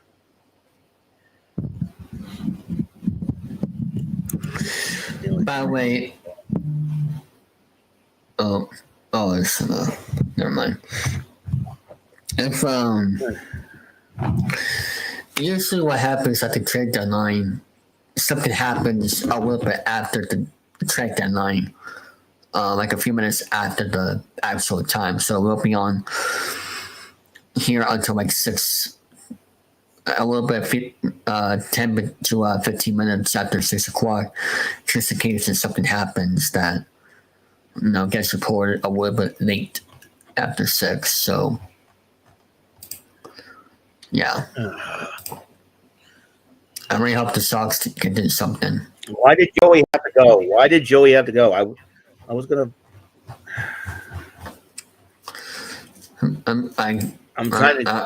I'm making my return to Rant and Rave tonight. You know that.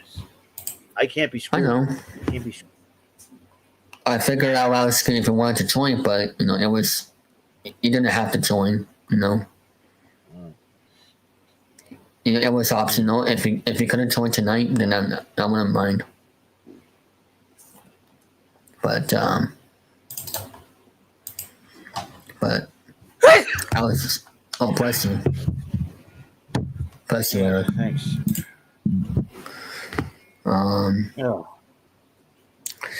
So, what has been your biggest surprise with the Red Sox in the first half of the season? While I think about that. I would say trading away Devers. I didn't think that the Sox would do that, but to get out that contract. Yeah. But Greg Breslow felt it needed to be done. Had done everything else between. Mm-hmm. And, yeah. And everything else. What about a player performance? What has been your biggest player performance in the Red Sox? Roman Anthony. Everybody was talking very high about Roman Anthony. I thought when they called him up, I thought he'd be skittish at first and everything else, and then I think when they bat him everywhere else in the lineup, it's like I think once they got him in the leadoff spot, he's been doing things. I know he's not much of a speedster or anything, but you put him in the leadoff spot, he sets the table, and then Karen Duran moves to third in the order, and he's been hitting the cup. He's been hitting the ball. So, and I like the fact that Don Rafaela. I think he's our new Mookie Betts. The dude can play anywhere. Remember, he was drafted as an infielder when he first started off. I think he was a shortstop. Yeah. And I'll tell you, I think when they asked him to play second base, he said, "I no problem. I played shortstop. I played second base. Why the heck not? Put me in there. And he's done an awesome double play, which was crazy. and Yeah. he's been hitting the ball pretty good. So you know, you got his bat in the lineup. I think for a while you should put him at second base. And you put Anthony Duran and Abreu in the outfield. You can have, and then you can have Ceddanne Rafael want his bat in the lineup. And since he can play second base, you put him in there. Masataka Yoshida can DH. How about you? Gonzalez, back-to-back homers. Yeah. 31 mollywopping him. I was loving it. So, that was his first home run of the. So I think Masa is trying to find his groove.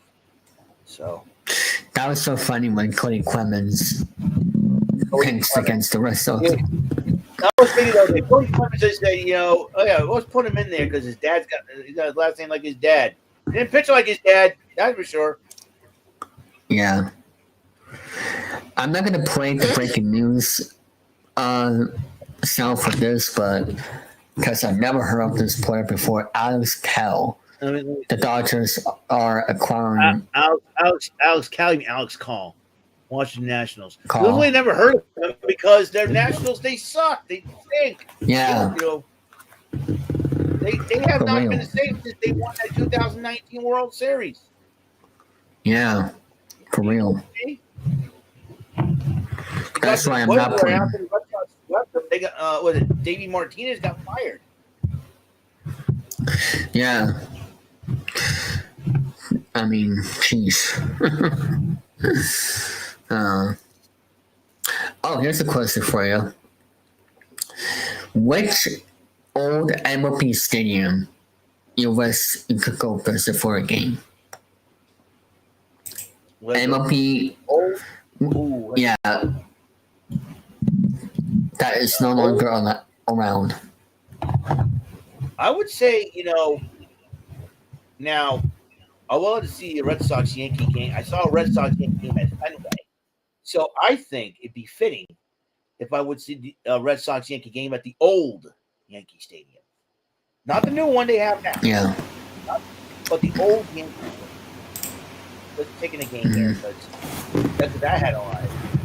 But, I would love to see a Red Sox Yankee game at the old Yankee Stadium. Yeah. Because my first Red Sox game I attended back in 1990 was against the Yankees, but there was two divisions at the time, East and West, and both teams were on the opposite ends of the spectrum, so to speak. Red Sox were ahead, the Yankees were at the bottom at that time, 1990. So. Yeah, I know, but it's actually sad that they got rid of that old Yankee Stadium because it had so much history behind it. But, yeah, very rich history. I mean, I'm sure like after 2004, they're like, okay, we got to turn down the stadium. Oh, Joey's here. Hey, Joey. Hey. Yeah, that Will Wagner trade, a real earth shaker there, Chief. Yeah. For a backup catcher, it's just like, oh, yeah, it's going to be good, folks. It's going to be great. But has Boston done anything? I'm not saying that to mean, but has Breslow pulled his Ivy League head out of his John Brown ass? I really don't. Nothing. Oh, Steven Matz. That's about it. Steven Matz. Matz was a terrible trade. Blades Jordan was a good prospect. Yeah. Well, look at the Yankees. Look at don't look at the Orioles. Don't look at the Orioles at all. The Orioles are on a fire sale right now. Drop my phone. Okay. No, you're right. It's an absolute fire sale, and I was telling David not too long ago. They traded Laureano, they traded O'Hearn, they traded Mullins from Baltimore. So the Cedric Mullins, I am shocked at because I thought he would be their franchise player for sure. But everyone's getting traded at this point, guys. It's not just one thing or another. There you go. That way it's easier, so I don't have to hold it. But no, it's stupid. The whole situation is this. I told David, Walker Buehler should have never been signed. He's not a Red Sox guy. He came over from the Dodgers, and he's not been the same pitcher. He's not been the same pitcher at all. It's Yeah. not that he's not good. It's just that it's irritating how he's not been doing well at all. Like, you really got to get your stuff together if you're Craig Breslow. You're one of the smartest guys in baseball. I don't know. I don't know what to say because, like I was saying, Chapman would have already been gone had they not been competitive. They won all those games in a row to be 11 they won like 10 or 11 in a row just to end up a game and a half back of the wild card. At what point do you buy in and realize, hey, we got a shot at this thing? Yeah. Also, Joey, have you ever heard of this player? Alex Call. Alex Call. Oh, God. So they went and got rid of Outman just to get some guy who's a prospect from the Nationals. I did not play the breaking news button because I never heard of the guy. Well, So prospect from prospect from Washington, I think. Question, Joey, are you going to be on here for the rest of the hour? Just curious. More than likely. I'm just waiting for my sister at the moment, but I do not mind having Mr. Lima on. But, he was good last season at a small sample size, but it's not much to write home about. It's not great. He's a third-round pick from the White Sox. That's when he was drafted 9 years ago. He was part of the Yonder Alonso trade with Cleveland, and then he was claimed off waivers. There's not much to talk about, honestly. But no, there's plenty of targets out there still. There's plenty. Yeah. For real. I mean, just do something, Red Sox. Just do something. You know what? I don't know. It's because of friggin' of friggin' John Henry not calling his shots and everything else. Yeah. Oh. Joey, you were sounding robotic there for a moment. Now he's frozen, so I guess he has to refresh his page. But oh, and by the way, congratulations to Dave Parker, Dick Allen, Billy Wagner, and CC Sabathia for going to the Baseball Hall of Fame this past weekend. It was and also Ichiro Suzuki. Let's not forget about him. I just saw his name at the very bottom. I like that.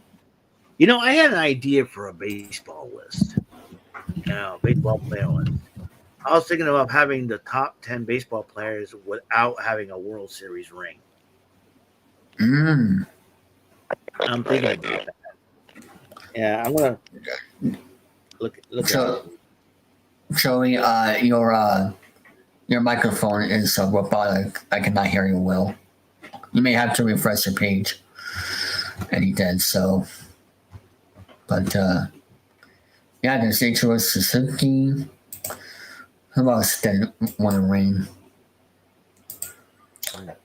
Oh, there's, Ken Griffey Jr. Yeah.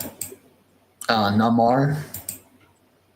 Well, actually, no, he did win a ring in 2004, excuse me. It's just that he wasn't part of that ending.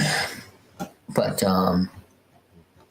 who else? Well, Ken Griffey Jr. only played for Seattle and Cincinnati.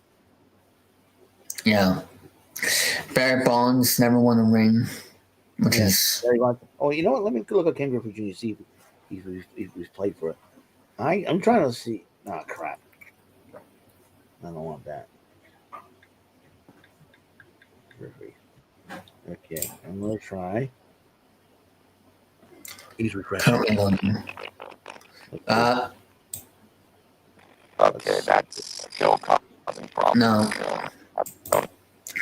Your microphone is robotic again. I'm sorry. You may need to try out a different browser or something. He's on his phone, dude. I know, but there's a way you can download different browsers on your phone by going to the App Store and you can download Google Chrome or Fire. No, but that's just me. But who else never won a ring? There's so many. Oh yeah, there's that Cubs player.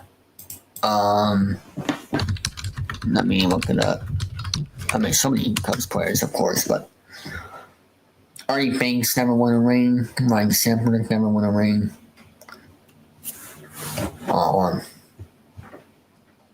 So there's that. Who is your favorite Hall of Famer player of all time that is not a Boston Red Sox? Oh, that's a good question. There's a lot of them. There was a lot of them that I would have to say. I'm gonna try to. I got an idea. MLB Hall. Let's see. Let's see.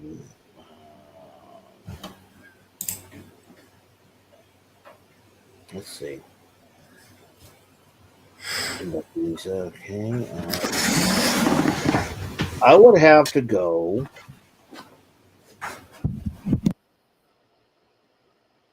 Let's see. I would. Oh man. Let's see. Wow, there's a lot of them. I'm gonna say Nolan Ryan. That's a good one. Nolan Ryan, 7 no-hitters, over 5,000 strikeouts. Yeah. I still can't believe he's not a Hall of Famer. Who? Nolan White. No. Oh, wait a minute. He is in the Hall of Fame. I thought he wasn't in the Hall of Fame. Maybe I was thinking of someone else, but Nolan Ryan. I thought he was in the Hall of Famer at first, but I might as was thinking about another player. Nolan Ryan. In 1999, he was inducted. Okay, that makes sense. I thought there was a certain pitcher that was so good but never got to the Hall of Fame. Not in the steroid era. But yeah, this is like so many. Let me see.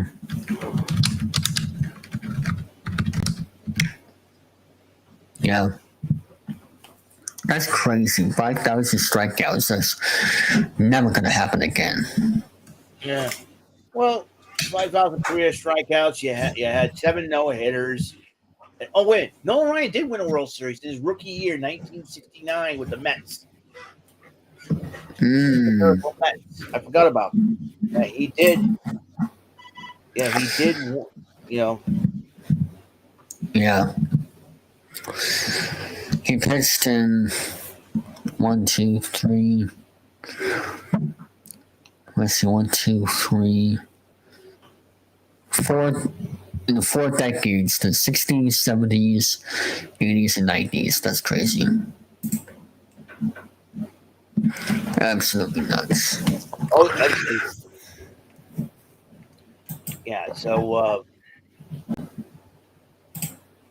what else is there?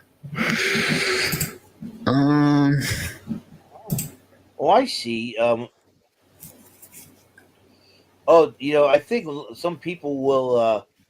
Some Hall of Famers realize that although the Hall always made the final decision on which logo was shown, like until the 2001, the Hall of Fame deferred to the wishes of players and managers of career linked with multiple teams. Mm-hmm. But Robinson chose to have the Baltimore Orioles play as a flag. So, Yeah. I think he chose not to have any logo when he was elected because I think Yeah. born and raised entered all, although with the Houston Astros. Yes, the Lions only championship. So I think he finished his career reaching 300 wins, 500 strikeouts. Because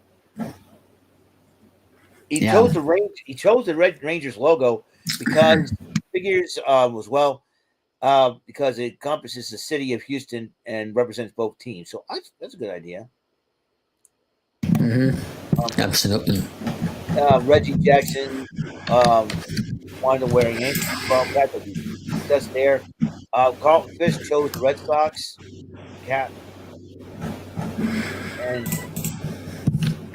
the New England native. So that's why Sparky Anderson did the Cincinnati Reds. Was the honored former general manager. I see. And the reason why Winfield picked the Padres, Dave Winfield picked the Padres over the Yankees because he doesn't like George Steinbrenner. Yeah. Mm-hmm. Hall of Fame decided to change the policy and cap logo selection as a result of rumors some teams were offering compensation such as number of retirement money or organizational job in exchange for cap designation. For example, Wade Boggs denied the claims, but said his contract with the Tampa Bay Rays required him to request depiction in the Hall of Fame as a Devil Ray. And the Hall decided it will no longer refer to inducting, though players' wishes would be considered when deciding on a logo to appear on a plaque. Newly elected members affected by the change. Gary Carter was inducted in 2003, won his only championship with the Mets, but so Carter's impact on the Montreal franchise, and they put an episode. They put on the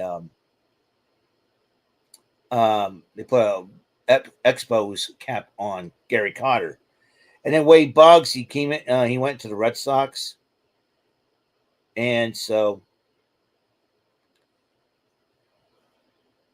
yeah. So Andre Johnson number Expos, and then so Here's another question for you. Well, for the ultimate Red Sox lineup, would you rather have Veritek or Fisk for the catching? Veritek or Fisk? Yeah. I would say Veritek. No offense to Carlton Fisk. Veritek's got more success. He's caught more no hitters than any other Red Sox catcher, including Fisk. And and he has won a World Series. He's won a couple of World Series as well. So I would go with Veritek. Yeah. And if I had an all-time Red Sox team, I would have Veritek as a starting catcher. Carlton Fisk can be your backup. Yeah, absolutely. You can have because if you combine both those catchers with their great baseball knowledge, you're probably going to see success overall. Yeah. So I would definitely go. Gee, I come on and nobody's responded to me. What the heck? The chat is I don't know. The chat is. Then again, everybody's working, so. Oh, that could be it then. Yeah. Mm-hmm. Also, this was like a last minute stream that I decided to do. I was just waiting for to make sure Joey would be available for it at first, but we got a little more than half an hour to go. So this was from MLB on Fox. This was. Oh, hold on. Oh, I like this. Hold on. We have some.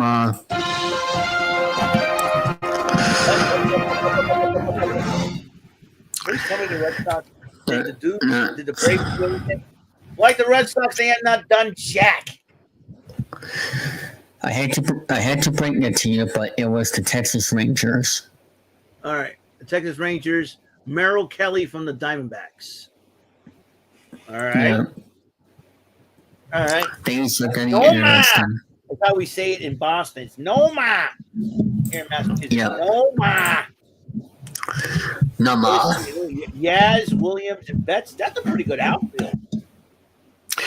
Honestly, instead of Mookie, I would have put Manny Ramirez because he was the 2004 MVP. True. The rookie. Oh shoot, this is a difficult one. If you have a bench, Cy Young, I would replace him with Roger Clemens. Jimmy Fox, I replace him with Mo Vaughn. Mm-hmm. I would have a bench. Let's see, guys. Greenwell. If I had two backup outfielders, No, they did not do Braves anything, have- Alex. the Braves have not done jack, Alex. They have not done jack. You know what? Same thing with the Red Sox. Just like the Red Sox, but the only difference they did theirs late night. They did a late night trade. But as far as right now, nada. Zip, zilch, goose egg, donut. Nothing. Mm-hmm.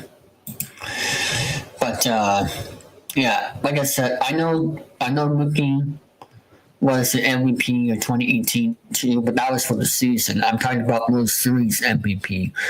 Manny Ramirez was the reason why the Red Sox were able to win that World Series in 2004, because he was the most valuable player of that series that broke the curse to win the championship. So that's why I will put Manny instead of Mookie. And plus, Mookie is not a Red Sox for life. He's in LA. So I don't like. True. Well, I think offense-wise and stuff, I would put Betts in the back burner as a backup. Yeah.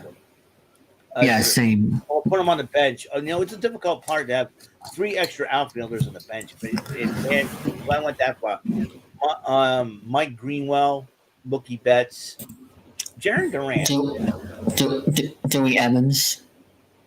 Dwight Evans, He could be- should have been in the Hall of Fame. Yeah, he should have been the most in the heads in the 80s, that entire decade, extra base hits. I mean, yeah. Yeah. And also, Papelbon as the closer, I see that. I'll definitely put him in there as well. And of course, Frank Conrad as the manager, obviously, for what he did. Imagine having I would put Jimmy Fox, I have respect for him. I would put Mo Vaughn instead at first base. Imagine Mo Vaughn and David Ortiz in that same lineup. Yeah.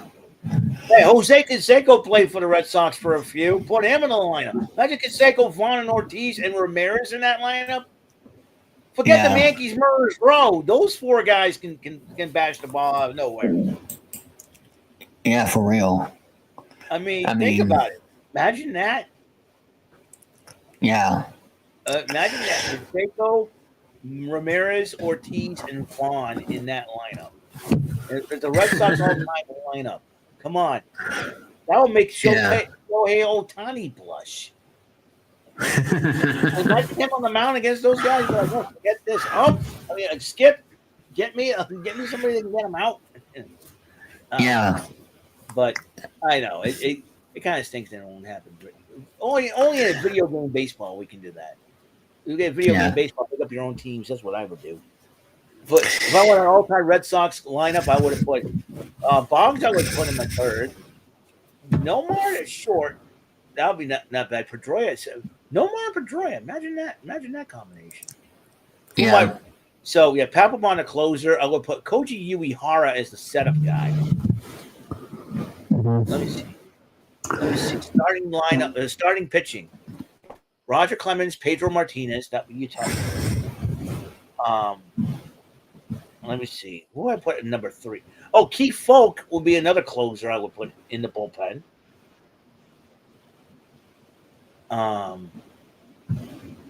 Let's see. Oh, shoot. For the Cubs. Will Okay, Castro which to the team did Cubs for what? prospects. Which team did what? Which team did what? The Cubs. Will Castro to Cubs for prospects. Who? Will Castro to the Cubs for Will Castro? right there. Yeah, Will Castro to the Cubs. Yeah, to the Cubs for prospects. Ah. So Cubbies are doing pretty good this year.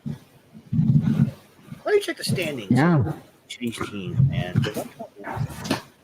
Houston, Boston. Standings. Okay, you get the Blue Jays, Yankees. Yankees are 4 out. 4 games out. They're hurting right now. I heard some injuries coming out of the Yankees. That's why they've made a few trades here and there. Meanwhile, the Red Sox 5 out. Rays 9.5 out. Orioles 13.5 out. The Tigers are 9 ahead of the Guardians. The Royals 9.5. Twins at 12. And the White Sox, of course, at 40 and 69. Yeah. Sorry, Ronnie Flippin, if you're watching this. I know you're a White Sox fan. Houston's in first place, which I'll tell you what, I'm kind of 62. And with Carlos Correa back with the team, they'll probably get stronger there. Mariners are 5 out. Rangers are 5 out. There's a type of second. Angels are 9 out. And Oakland, the Athletics, can't call them Oakland anymore. Because they're the. Yeah. I'm sure they're going to go to Las Vegas pretty soon. They're 15 out. Let's check the National League. The Mets. I'll tell you what, Cedric Mullins going from last place. The Orioles going to a first place team like the Mets. Good move on it. Let him go on this. I'm sure he's going to enjoy that opportunity. The Mets are in first place by half game. Phillies, with their trades being made, Harrison Bader's got an opportunity to make the playoffs. The Marlins in third place. I'm very shocked about this. 9 out. Then you got the Braves, 16 out, 45-62. And then you get the sucky Nationals. They suck. The Nationals suck at 17-5. Brewers and Cubs. I'll tell you what, Brewers have always been in the thick of things as far as playoffs concerned. 1 out. Then you get the Reds 7.5 out. Cardinals 10 out. And then the Pirates 17.5 out. And of course, no surprise in the West, you got the Dodgers in first place, 63-46. Padres not the far behind with 3 out. Giants, Diamondbacks, and of course the Rockies. They suck right now. Who's got the worst record? It's got to be the Rockies. The Rockies. Chicago's doing a whole lot better, for a last place team than they have in the years past. But it's the Rockies that suck. They got the worst record right now. Oh, yeah. Who's got the best record in the league? Let me just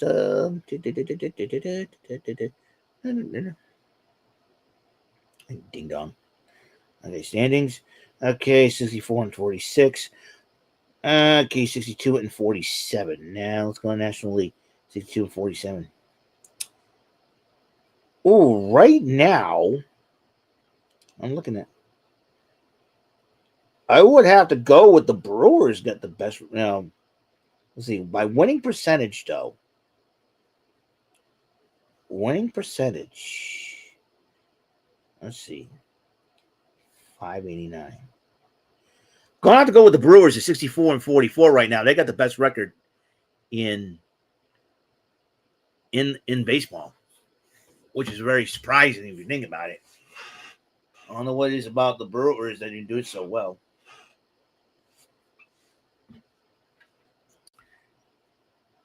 Let me check to see any more trade.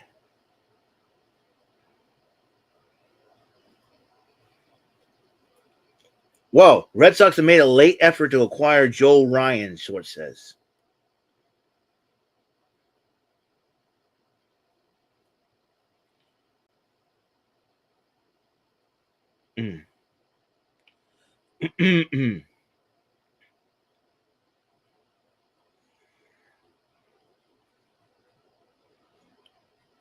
One idiot ball knower. Devers for Ryan. Ryan, Devers already been traded. Coming. Yeah. Who is Oswald Perez? He just got traded to the Angels and the Yankees. I don't know who. Oswald I'm not- Peraza. Oh, I think. Yeah, that. I'm not playing the breaking news button for that. I never heard of him. I really hope the Red Sox can actually do something.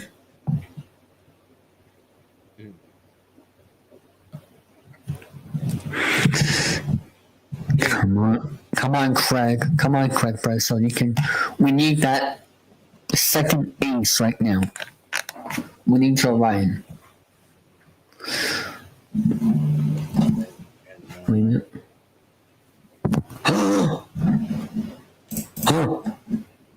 I see. Wait. The Red Sox have traded for Joe Ryan. They actually did something. The Red Sox have traded Joe Ryan. I am not making this up. Oh, Joe Ryan's been traded to the Red Sox? Holy Yes. Christmas, that's huge. Who do we give up? That's what I have no idea. But we actually did something. We've done something. The Red Sox, it's a miracle. We done something. Breslow done something. Breslow done something. Breslow. Tell me something now. Well, 1 coconut, 2 coconut. Breslow has done something. Holy Christmas. That could put us in contention. The question is, who do we give up? I don't know. I really hope it's not. I hope it's not Duran, because Duran's been doing good. I'm trying to refresh. But we need that extra pitching. We need that so bad. Yeah. Oh my goodness. Average Mariners fan tweeted the Houston Astros acquiring Carlos Correa and 10 Minnow trash bins from the Minnesota Twins.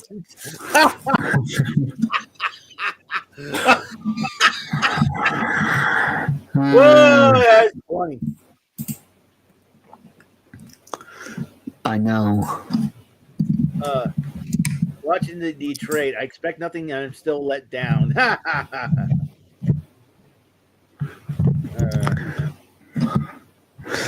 Oh my goodness.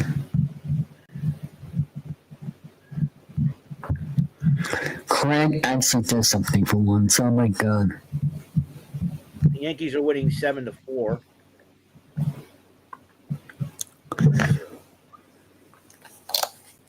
right. Okay. And Red Sox have not confirmed it yet. And to make room for Matt's on the 40-man roster, Hunter Dobbins, who's out for the season, is going to the 60.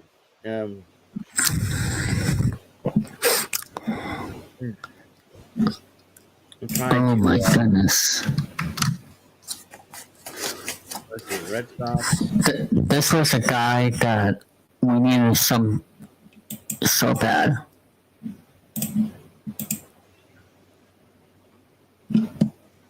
Latest. That the Red Sox are making a run at John 4 seconds ago. Wait a minute. Hold on. Took the tweet saying the Sox made a late push for Ryan. The Red Sox traded for Joe Ryan as they put it up and took it down. What the bleep? What the heck? Why did they do that? I don't know. Did I make a mistake? I don't know. They incorrectly reported. Fox Sports. Mother. Oh, my. Fox Sports, why do you do this to us? Seriously? Are you everybody drunk over there or what? Did you guys go to the feast before the trade deadline?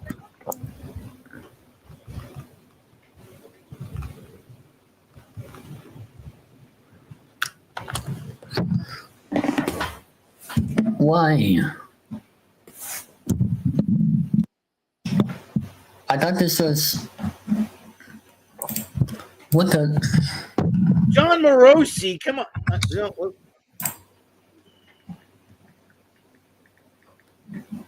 I mean, Jeff Patterson's not talking about anything.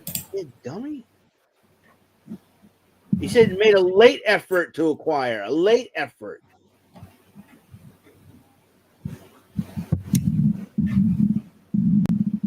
Meanwhile, the Padres and Astros and remain discussing about Dylan sees no agreement yet. What? What's the bleeping, bleeper?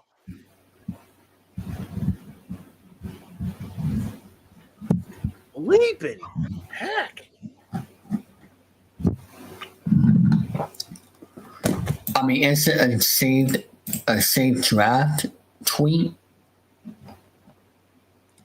Fox Sports, you just made the list, you stupid idiots. Yeah. Here. Fox Sports, this is for you. Ah, thank you.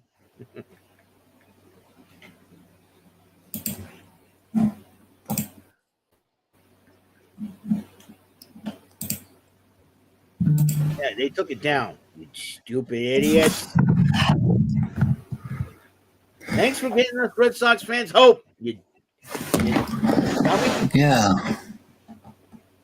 I wish I could throw a fit like Romy does. I feel like Gary tossing my chair.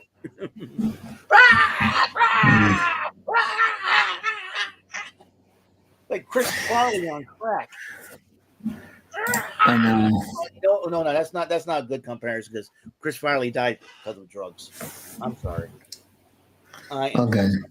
That was a bad comparison, unfortunately, because the fact that Chris Farley did die of drugs. Chris Farley's a legend. He's one of the funniest people ever, man. Oh no, Drew Carey on crack. Oh, there's a lot of dark humor that Drew Carey says behind the scenes. Trust me. What? Drew Carey has made a lot of dark humor behind the scenes that I'm aware of. But Well, Drew Carey, Drew Carey's come a long way since his show, man. His show's out on DVD. Drew Carey, so yeah, but his show's on YouTube now. yeah, it The is. Drew Carey show's on YouTube. This was before. You know what they should have done for like an episode, of The Price is Right. Drew Carey should get all his castmates together to do like model and the model Absolutely. prizes and all that, and just They kind of did that, but they, didn't have the whole crew, so to speak. Didn't have Diedrich Bader. Didn't have Ryan Stuff. I know Kathy Kinney as Mimi Bobek was part of the. That's what they should do for an April Fool's episode. Have Mimi Bobek host The Price is Right. Have like have give the models the day off, and George Gray the day off, and have the cast of Drew Carey's show, past and present, of all the past, including the actress who played Drew's girlfriends over the years, like model the prizes and all that, and have I think Ryan Stiles could announce and. I don't know who this What'd you is. do? What? He's frozen. I'm frozen. Okay. Bailey Falter. Bailey Falter from the Pittsburgh Pirates. Don't know who that is either. Yeah. Don't know who that is. Some of these players I never heard of. That's why I watch mostly of the Red Sox. I watch mostly Red Sox, and it's hard to keep up with all the baseball games. Yeah. Like, I can't believe Hey, Price fan, Jeffrey Peralta. Hey, Jeffrey. What's going on, Jeff? How you doing? We're just reacting to some baseball news that I wish it was true, but They got us. You know, Fox Sports and MLB. Their Twitter. Somebody fire whoever did that. Yeah. Thanks for. It could be a last minute thing. They could do it after the trade. They can do that. I think. I don't know. We'll see what happens. I think they wanted to get the trading deadlines that way. I think it's because of the fact that they wanted to make the playoffs. Because if you put Joe Ryan with the Red Sox, that behind Garrett Crochet, move Walker Buehler either to the bullpen or put him like number 3 and number 4.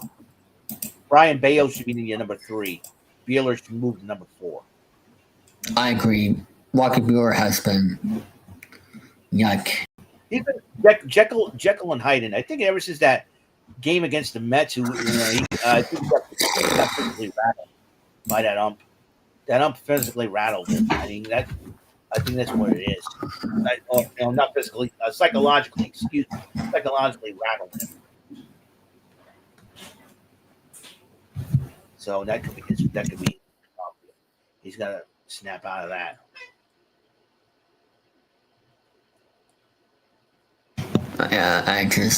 I'm just waiting for. I thought the Red Sox finally pulled something off. But then again, we don't have to feel bad because the Braves didn't do squat either. That is true. But then again, Jack squat, the Braves didn't do Jack squat. Jack squat. The Blue Jays made some simple trades. yeah. Somebody pick up Munori Kawasaki from Japan. I missed that dude. That dude was funny. For the Cubs and the Blue Jays. Now, remember him? Munori Kawasaki?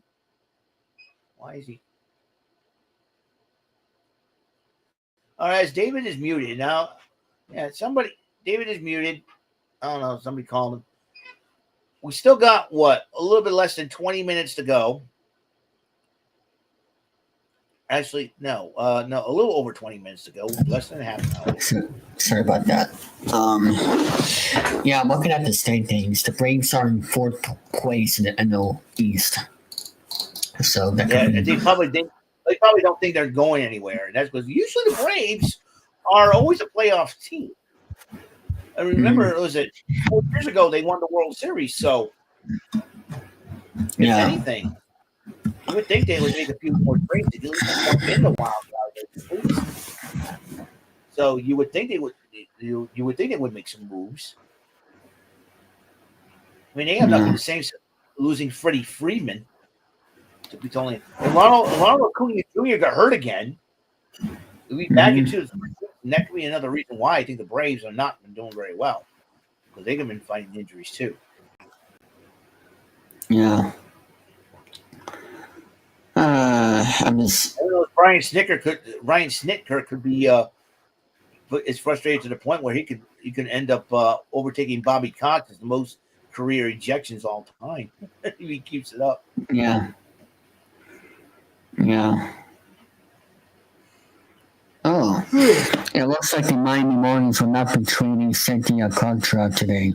He'll once again beat the A's down the stretch as the Marlins keep pushing the season and develop for the future. Red Sox are in talks with Dustin May. Oh God, I don't want him. Wait. Never mind, I misspoke. Hold on. The Red Sox are acquiring right-hander Dustin May from the Los Angeles Dodgers. Wait, who? The Red Sox are acquiring right-hander Dustin May from the Los Angeles Dodgers. The Red Sox are. Oh, they got another Dodger player? Yep.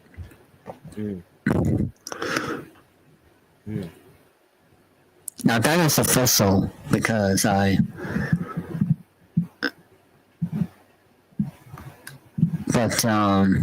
where's Joe Ryan? I mean, that's the one. The Padres are acquiring left-handed pitcher Nestor Cortez Jr. from the Brewers.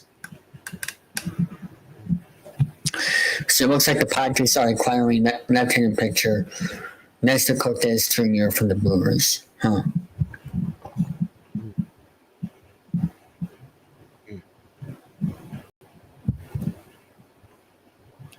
Let's see. I don't care about Nestor because he sucks.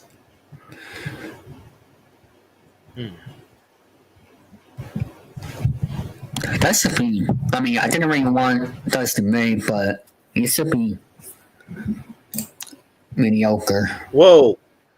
What? Well, Florida Governor Ron DeSantis has declared that August the 1st, 2025, that's tomorrow, as Hulk Hogan Day. Oh. Wow. Wow. Okay. That's huge. That's big. Let me see. I mean, yeah, without him, there won't be any wrestling like it is today. Yeah. Well, it looks like some people are obviously not very happy about that. Okay. Also, how come August 1st and not August 11th? Because that's his birthday, you know. That's a good question.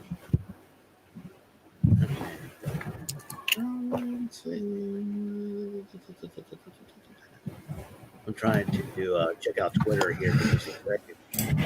I'll try to check. Okay. Today's Game Boy's birthday, released 36 years ago. Oh, that is why they acquired him. It's for the he probably was the Mookie Betts deal. Who are you talking about? About Mookie? Yeah, the Mookie Betts deal when they traded him. Well, Dustin May from the Dodgers. I don't know. Dustin May to the Red Oh Sox. yeah, and everybody's laughing at us because they thought we were going to get.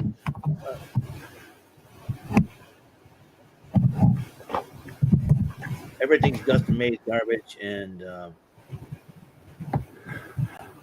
one person said he's a beast. So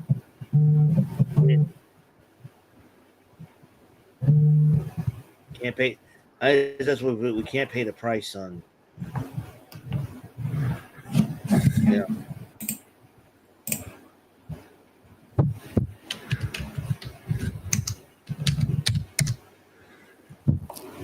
Yeah, so we got Dustin May.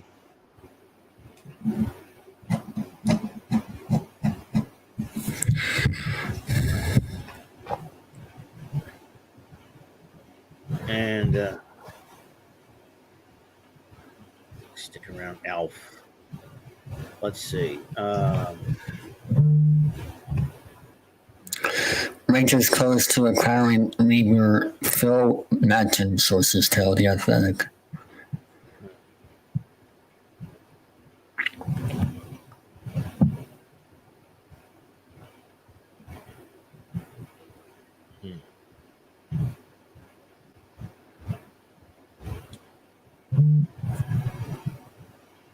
Oh, that was the guy who gave up a home run, I believe. That could be the reason why a lot of people are not very happy. But hopefully Dustin May, finds out what the heck is going on. That's the one whose ERA is over 19 and a half. Boy, I don't know about that person. Oh well. Well, hopefully he'll. Maybe he needs to change his scenery. Even though he pitched an awful against Boston. Hey, look, the upside is he doesn't have to worry about pitching against the Red Sox. He can pitch for them now. The Rays are acquiring. The Red Sox bats were ready for him. The Rays are acquiring Evan Hauser from the White Sox. I'm sure the White Sox are going to be doing a lot of selling as well. Yeah. The Rockies selling, and they gave away Ryan McMahon. The Orioles are selling too. There's Cedric Mullins. He's up in a first place team. Yeah.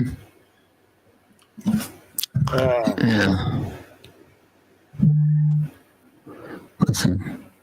Players are acquiring Brendan from the Padres for Cartagena Jr. All right, according to Jeff Passan,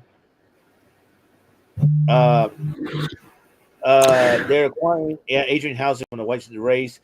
Jose Caballero is going to the Yankees. Reliever Phil Manton is going to Texas Rangers from the St. Louis Cardinals. I'm checking that right now. Adrian Houser's going to Tampa from the White Sox.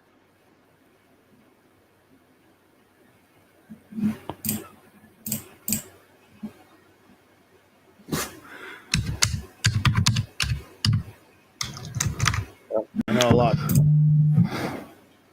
Clutter is king. Yeah, I'm going. Craig Breslow was out to move in mid-season trade deadline of all time. One season. We want John Ryan. We don't get Joe. We don't got Joe Ryan money. Yep.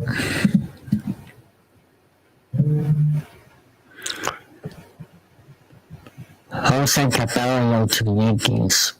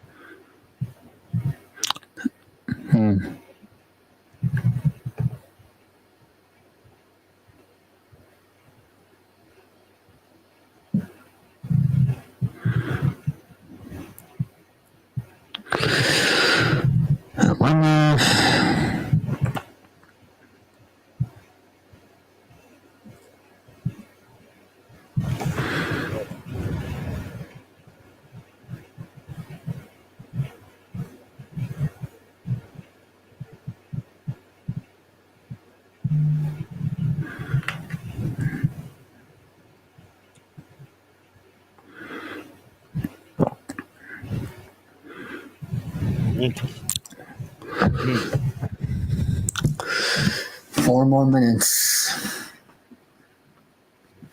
I don't know what the heck is going on with Joe Ryan, but because, you know,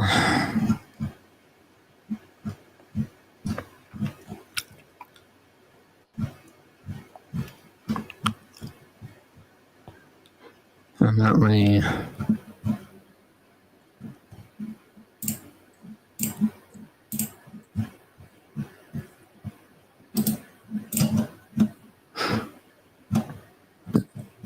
I'm not really sure.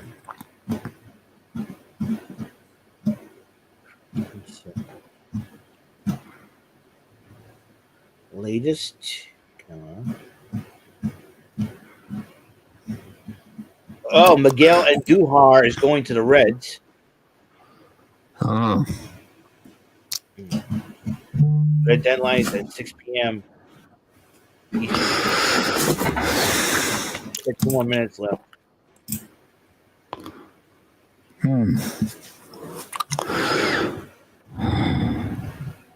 MLB trade line is so Vegas rigged. Did they intentionally want to trade players until during the game? Until during the game.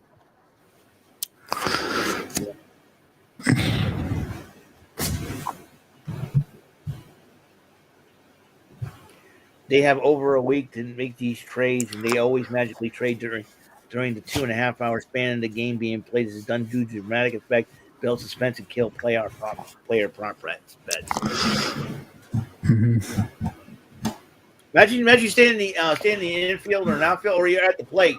Dude, we got to call you back. Why? You get traded. I'm in the middle of a count here. You know, imagine that. Yeah. Umpires are going to be pitching in fit one of these days. They're going to it's like, do something. You got traded. Should I argue with an umpire about stupid? All right. I wouldn't tell the umpire. I'll long, call it a strike. I'll argue with you and we'll work on it. That'd be really fun. I just realized the Phillies haven't done anything, too.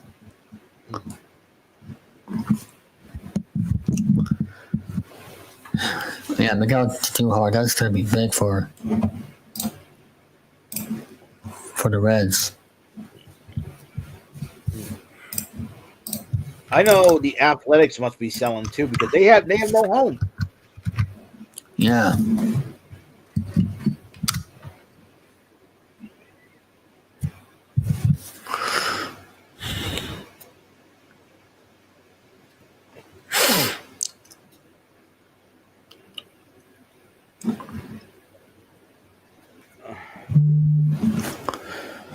Oh no, the Tigers are working hard for a starting pitcher. Uh-oh. And it's 6 o'clock. So, I mean, anything can still. The Yankees are getting Camilo Duval from the Giants.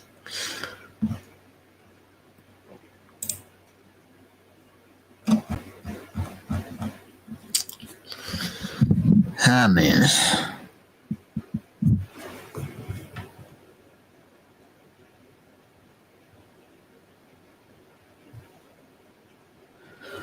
Camilo Duval.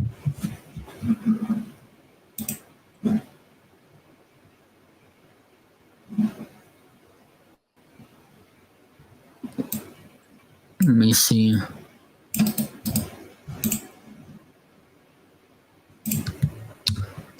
Let me look this guy up. Oh, I see. He's a pitcher.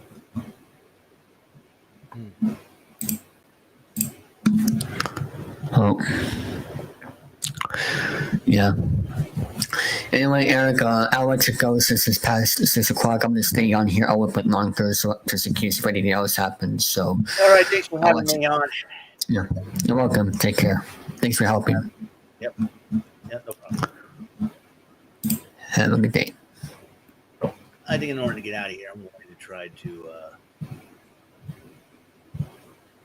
because my computer is not cooperating.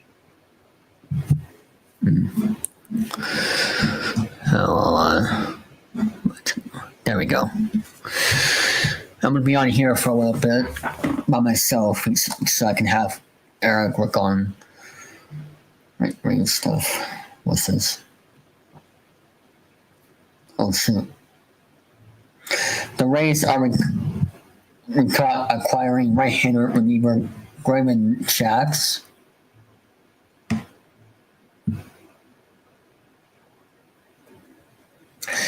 Charlie Morton is going to the Tigers.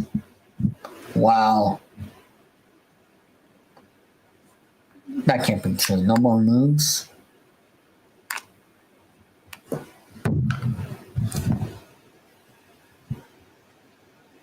That can't be real. Blue Jays acquiring Louis Ferdinand from the Twins.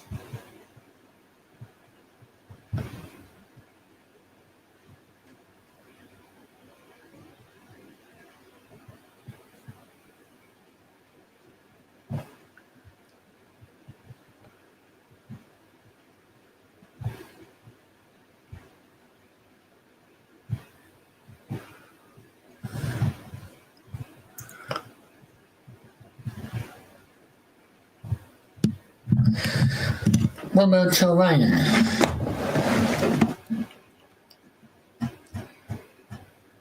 That's who I wanted.